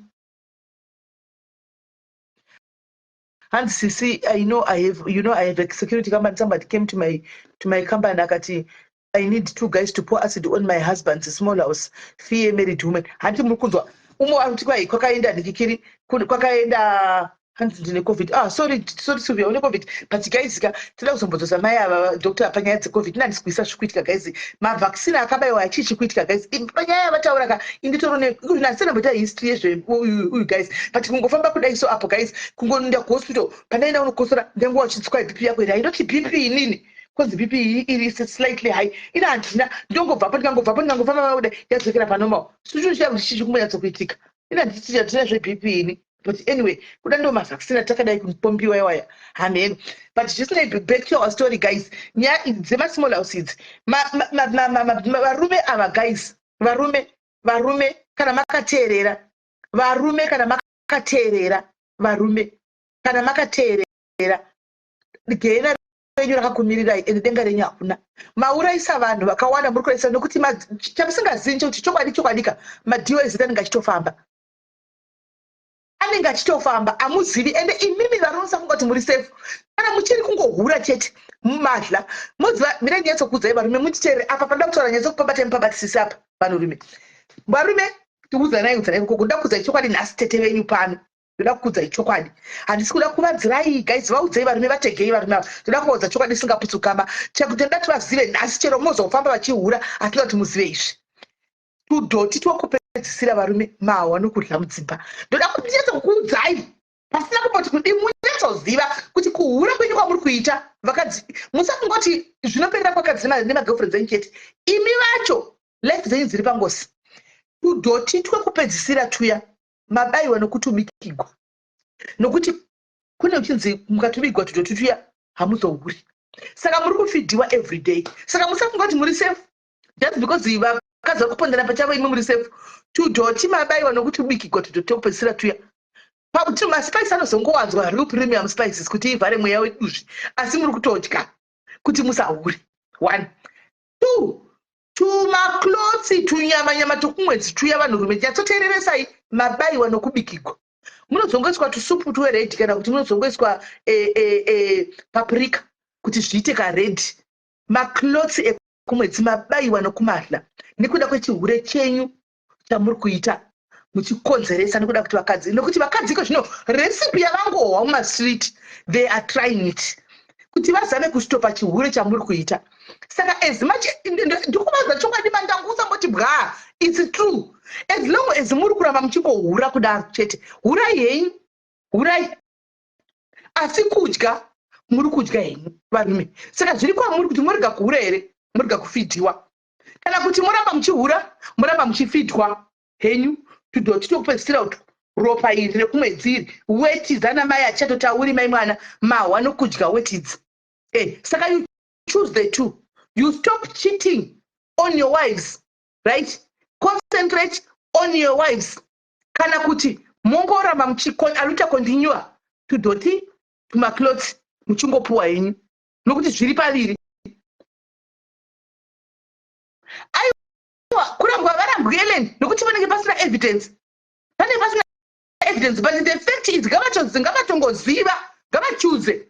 Handika kana murume akadzika marimba make asingahuri, there's no need yekuti mukadzi ainde masita tinotsvaga recipe yekuti akwanise kuti aroye murume akakuti asitope kuhura. Remember vakadzi vari kuita zvese izvi kuti murume asahura. They are doing all this kuti varume vasitope vasahura vagare mudzimba vaite state. Saka pane option yekuti akaenda kuhura murukadzi achamuzvese. Kana achikontinya mukadzi madzvinyu anomanya munomaza udzvanya madzvinyu aya ndakambowawo munotomabikigwa. Asi kuti evidence amiwani kuti patinoita zvinhu zvinenge musipo tinotomakanga madzvinyu kuti udzikame umire panzvimbo. As long as uchiri kungomanya aiwa nchimbo dzangu ndokopedzera kukufurayira. Ndireke kufuraya. Ndo watongopedzera kufurayira. Ndinongofuraya wodla ndopedza shungu. Mituto yegudo. Mahwa nokuidla nzabi yangu. Mara wanokuidla mutindo yegudo. Ndikuudzei. Zinindire nyaya zvizvikuizvozvo kutaura kudai kune umwe munhu wakanoriteka kusasuku ririmo mukati umu rasira ririmo rakuchigadzira kuti richiburitwa richinofurayiwa manje raswera the whole day rakati nti riri mugambi umu. Handimaona parinozobuda manje izvino rakuchinda kunofurayirwa kakamiti kaya kanyama kamunenge uchipiwa payangi's dead masora seidla yakanyama uri kudla kuti udzikame usiyane nechihure. Handimaona no, Santi, no. Let them know what we are doing. Let them know what we are doing it. Let them know. Saka ivai magara maziva nhasi kuti it's either you quit cheating on your wives torega kudlisai kana kuti muchadya mucharamba henyu muchiita zvechihure zvezvoka will keep on frying and roast that meat, those meat for you. The choice is yours. You hura at your own risk. Hura at your own risk. Saka choice ndenyu varume. Akasitudza nechokwadi. Choice ndenyu. Nokuti hakuna mukadzi ari kurasikirwa nemarriage yake. Hakuna mukadzi ari kuda kungoti zvese mavanzwa vakadzi panapa. Kuti ndakashanda ndakabuda musana uyu nokushanda tishatu nzveri tese. Wongouya nhasi wongoti ndongosiya just like that ndongodai. Handimaona hazvibudi. Saka varume vanodla malunch box kumabasa aabiya yenyu. Kware zvino imbomirai kudla malunch box evamwe nokuti mumalunch box makasotwa umu. Tiri kusota malunch box. Chimbomirai kungodla kana kusati wakadzikama kupa kwauiti mira kudla lunch box because kana une lunch box yabhurwa kwanohula stereki. Mira kudla lunch box yabhurwa kwanohula because mu lunch box umu takaisa kolovelo. Mune kolovelo mu lunch box umu. Saka musadye because munenge mune zvirimo imomo zvemunhu wangu. Handimaona. Saka zviri paviri, stop cheating and stop eating rubbish. Kana kuti you continue cheating and we keep on feeding you mabori embwa. Ukachai kunoibata kuti dzvi kuinombora mabori kudai kuisa muchikafu chako kufraya kudai tokupa zvako wodla. Chero ku small house gaidi veda kubatsira varume abi yangu adzadzangu. Kana ku small house kwacho futi igarira neko. Ini ndichikufidha zinindi kunoku. Izvo ndakariteka ndendinaro. Toda kudoribisa bai ndichiri kufraya. Handika ku small house rakapfekawo futi rimwe zinindi. Kuti nokuti ibetu it's a betu. Handimaona it's a wrestling. It's a war. Handika let the best person win. Handimaona. Saka small house wo izvozvi yatotorawo chidoti chayo yakatoisa pa yatokuya chidoti chayo yatoisa mukagaba kespice. Dio zeti vaitawo futi. Saka ukudla double. Ukadla uku woenda uku wonodlazve. Mangwana woenda uku kune mabori embwa wodla zveuku. Kusera mangwana woenda uku futi wodla. Saka muri kurova double abi yangu. Vamwe venyu matumbu amunawo kuzvo zvitumbu zvamunazvo. Asi zvitumbu zvemari zviya. Zvitumbu zvezvinhu zvatiri kukubikira ichikupai kuti mudzikame. Saka we can stop all this now. We can stop all this. Imimi, you stop cheating on your wives. Apana nide kuti mukadzi akufeed zvinizvi. Nekuti unenge wadzikama anenge achakufeedirei. Anenge achoti Mwari makanaka. Ndimoona. Vakadzi vakanda makabvisa pakunamata. Vainamata vakadzi vakatanga vachanamata vakati Mwari vari kunonoka kupindura. Aiwa, guys, mungadai kuzviramba kana kuti mukati kudii, but it's the truth, guys. Ichi ndo chokwadi chaicho. Ndimoona. Vakadzi vakanda vakanga vachinamata, vakanamata vakati Mwari haasi kupindura. Vakasvika pakuti plan B. Plan B. Ndo kwazara vazhinji kuplan B uko. Ndimoona. Saka iye kwachenai iyi ini yangu pano madhairies ndikukurudzirai kuti iye kwachenai don't take the route madioz iye kwachenai iyi kana kuri kuti Joshua wakaroiwa iyi don't take this one iye kwachenai iyi tingatotaura nedu kuti guys aluta continue kufraya ndo zvatingatoita akufraya aluta continue handiti mazviona. So ndati varimeka pane two choices: you stop cheating and us we stop cooking all these things. Kana kuti you continue cheating and we continue cooking these things. Saka zviri paviri. Hei nokuti vakadzi vanochema vedwe. Apa Smallhouse ndo painenge chiudza kuti uyu haunaki iwe uri mvura. Haunaki iwe uri mvura. Inenge chiudza Smallhouse. Iye anenge achizvita anotouya kumba achidzva magambi guys murume. Anotouya kumba achidzva magambi. Adzva magambi aridya uko mai mwana. Iwe usi kuziva chinhu mai mwana akagara mai mwana. Vamwe vakati ndotomona utsinye nevarume ina hatisi kuti vamwe hatisi kana chidya zvinhu ngavadye. Handimona. Utsinye une varume ava. Anenge kuSmallhouse uko andika. Anosvika kuSmallhouse uko ka. Otwa yese anoitwa kuSmallhouse uko odi hakuna condom. Anti chachimoko chake hakuna condom. Achibva kwati yakuba chidzva gambi. Asvika kumba handimona. Oti kuna mai mukadzi wake ndisake. Kunonzi kuti zvamuita zva blow job. Idla. Vanhu vataka kudyisiwa kuzasi kwakadzi vanotaka kudyisiwa uko. Kwaabva uko asina kana kugeza. Mukatonzi osvika chinzi idya utsinye hunoitwa nevarume ava. Imi mutwa ngavasadliswa tunhu tichokupedzisira guys makuita sei kwedu. Makuita sei musadaro. Anobva naye kuba yauya yabva yanyura uko. Uya oti une mukadzi saki. Vakadzi vosaki vosakanditara kuti yebulai iri kwamuri guys. Vangana vanodzogezesa varume. Taura chokwadi pasina ngamboti kudi. How many vanozoti every day pakuno vachapoti tangwa vonogeza chinhu. Kuhura kaisi 5 minutes. 5 minutes. Kuhura chete. 5 minutes anga tapedza kutodzoka. Nangoti tionesane guys. Saka vangana vanoti murume wawe kwaya mukandi chekutangwa mbonogeza. Kazhinji kacho munongotamba mutambo wenyu mumabedroom motodlisiwa memwana kwayabva izivi. Uri kudlisiwa svina yomwe mukadzi anongopusha nematisho zvosara zvakadaro. Handimaona. Unodlisa svina yomwe mukadzi ndo utsinye uta varume ava. Nokuti hutori utsinye hwavanoti varume pache zvavo kuti murume anotosiya mukadzi wake mumba akamumirira achienda kunohura nemwe mukadzi. Because anotoziva kuti murume mukadzi wangu anorwadziwa akazvibata. Vamwe vakadzi vakafa nemaBPI nestress. Anotobuda iye murume. Anotobuda murume achinda achiziva kuti ndatosiya mukadzi kumba akatonimirira akadai kuti anosvika achindivhurira makumbo ndichiwana bonde rachona. Hanzvejwa Brian. Imi Brian munenge mabva kunovata kune vamwe vagirlfriend musvika kumba musvika muchigeza here. Iwe kana uchigeza umwe avatogezi.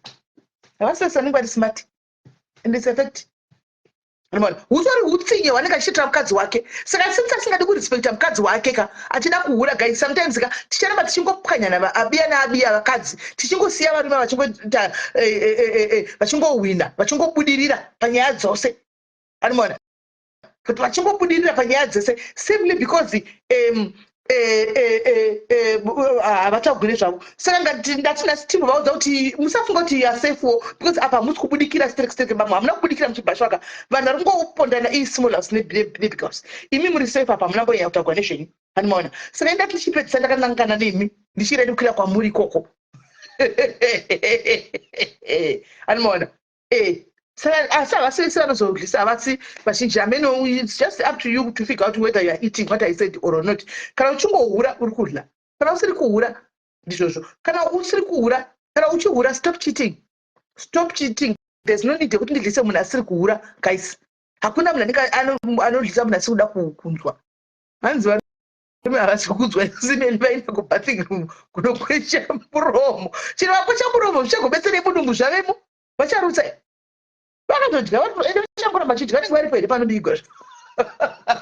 vari pe guys lokuti vanhu vakadza vakapedza kurayana kana kuda kwavarume guys kana nemi look at it, it's not fair guys, it's not fair. Stop cheating, stop cheating. Even mukadatsira guys kunyatsovefeka kuti vakadzi vakane vakuhurawo nemhaka iko zvinoka vakatichwa nevarume ava. Hakuna mukadzi anoti mamake muri kufaya everything zviri right zviri kufaya, hakuna munhu ari kuchita ine everything une peace of mind ongodzenda kunobuda achihura mangwana. No, murume wake ndiye amupusha kuti anoita nechiuru chemurume osvika pakuti okay, two can play the game, rega nditambewo game racho. Nokuti munhu anenge asvika pakuneta ende hamungamublame, anenge asvika pakuneta vaimwana kuti ndaneta everyday chingohurigwa chingona type netype, rega ndimboitawo ambonzwawo. Ende vanhu vacho they are not that strong, they are not that strong. Akadzwa kutaura anofa asi anoda iye achikuhurira nevanhu 50 guys. Mukaverenga vakadzanana nevarume venyu apa pamwe makati vakangamai, pamwe hamuchavazivi vanhu vakahura vakatohura kwenyu chaiko nevarume venyu. Vamwe vacho handitovazivi kuti vakati vakangamwa nokuti vakawandisa, havasi 2 havasi 3. Stop cheating or else aluta continua kumabori ebwa tudoti to maclothes zvakaenda takaenda or stop. But that's only 2 choices set. Stop cheating handika or aluta continua zviri patu ndochokwadi. Nokuti kana vedu I can imagine as like gugo vari kuifa nemari, gugo vari kuita mari, vanhu vachagadzikwa kugadzikwa mufunge nekuda kwechihure kwecheating. Ndomunoza ndakadeva ndakati denda handichiri kuAfrica ndada kutana program yecheating kumaZimbabweans chete. Kutangawo uchitasi program pari kushayiwa here munhu ari nemari dzose idzi atange program yecheaters kuAfrica uko. Chimboona kuti zviri kunyatsokufamba sei, munyatsokuona kuti varume vese havasi safe. Brian mungangori panyungu beseseni mungangotsiraka, but is the truth. Kana muchingohura chete tudoti valuta continue musa munongostopawo kuhura mai vanongosiyanawo nazvo. Kwada tawanda chimwe chakwada aiwa tawanda timuzive, muchite muchiziva kuti pamunoenda papayaka you are feeding and it looks like a publicity. It could be yeah, it could be, but now takuda kudza varume ava anoona because ndo muparanzvongo vacho ivavo chachao and they always vanobudirira kazhinji kachona kusara vakadzi vachikweshana vari 2 chero panogwiwa vakadzi vanodzora nafudzi vari 2 murume anenge akamira kusaidi uko. Apa murume ndiye anenge aenda murume ndiye anenge aenda kunonyenga oenda neinformation yese andoona achiri pasmall house otomuti vapedzerewe usajairigwa pindura watori mukadzi anomupa leverage yese achipa girlfriend animaona. Saka vakadzi vakafa neBP nekuda kwevarume ava. Saka it's high time kana chero ukasarega kuchita ndoko I will just save that peace knowing kuti wadya ndongoziva kuti yeya hausi kuchitako hausi kuchinjako asi I'm feeding you zviri kwauri, I'm feeding you. So varume stop this cheating game. Honai muri kuraisa vana vevanhu vasina chavanoziva handika muri kuraya masmall house. Stop kuganza kana muchinge mabatwa handika maona henyu kuti mabatwa noti kuti siyanai nazvo.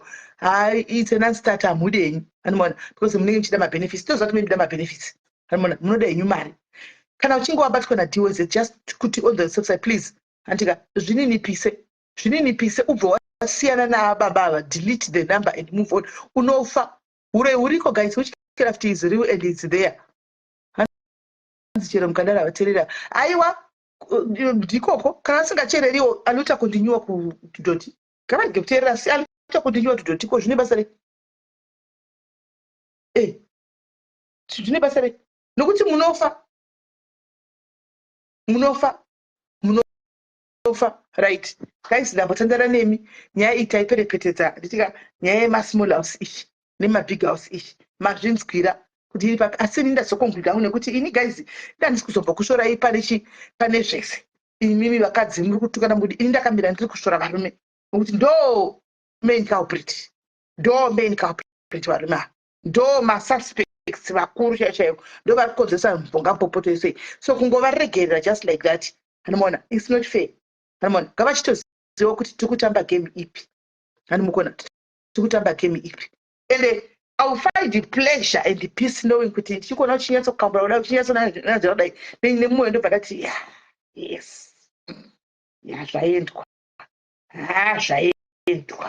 zvaendwa uchinanzvira zvaendwa iwe unohura uchidzoka futi ndakakuprepara futi uchinanzvira zvaendwa uchamama chete mamito mamilo uchamama chete mami ramba uchihura uchange uchingotya ramba uchihura uchange uchingotya so guys it has been nice chatting and talking guys tosangana zvakare aiwa mangwana nakusera mangwana nogo area ndisipo basa full day tosangana kusera mangwana ayo andika takaenda mberi takaenda anditika so guys muve nezuva neusiku wakanaka. You have to be constipated kakutuko vanomboita hativanenge vachiwandoonekwa vanenge vachingoti havamboiti maconstipation because doro ende vati zvanenge vachimwa zvosuka mudumbu vanoona zvinosuka mudumbu saka havamboiti maconstipation ava ndo vanhu vawane kudla ndakunza ngataumwe matumbu zvavanazvo so vamwe skini dziri kutoningirira kutsvukira kudai ifeeding scheme yavari kufidwa nevakadzi nokuti ndokunongopererawo shungu dzemukadzi ikoko nokuti hana zvanogona kuita murume agoni kumurova hagoni kudini shungu dzongopererawo ikoko andimaona so guys move nenguva yakanaka ndichira guys tobatsana zvakare muchikamu chinotevera. Please be peaceful and stay blessed.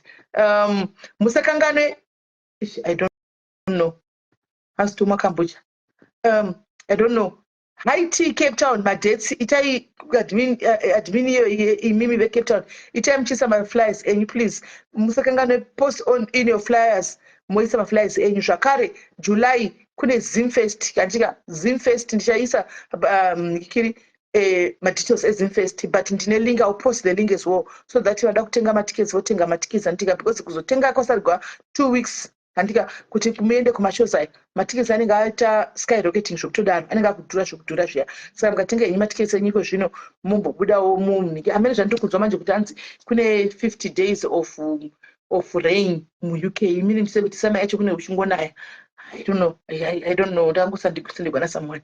Achiti sama yacho chanetsa because 50 days. That is close to 1.5 months kuchingonaya chete. So I don't know which is which. So guys, yeah, but kungobuda kungorefresha kunongodiwa atika just kungofurwa nemhepo. So kunongodiwa at some point. Saka ndo mukana wacho woyu ukuthi timombuda umbonofurwa nemhepo.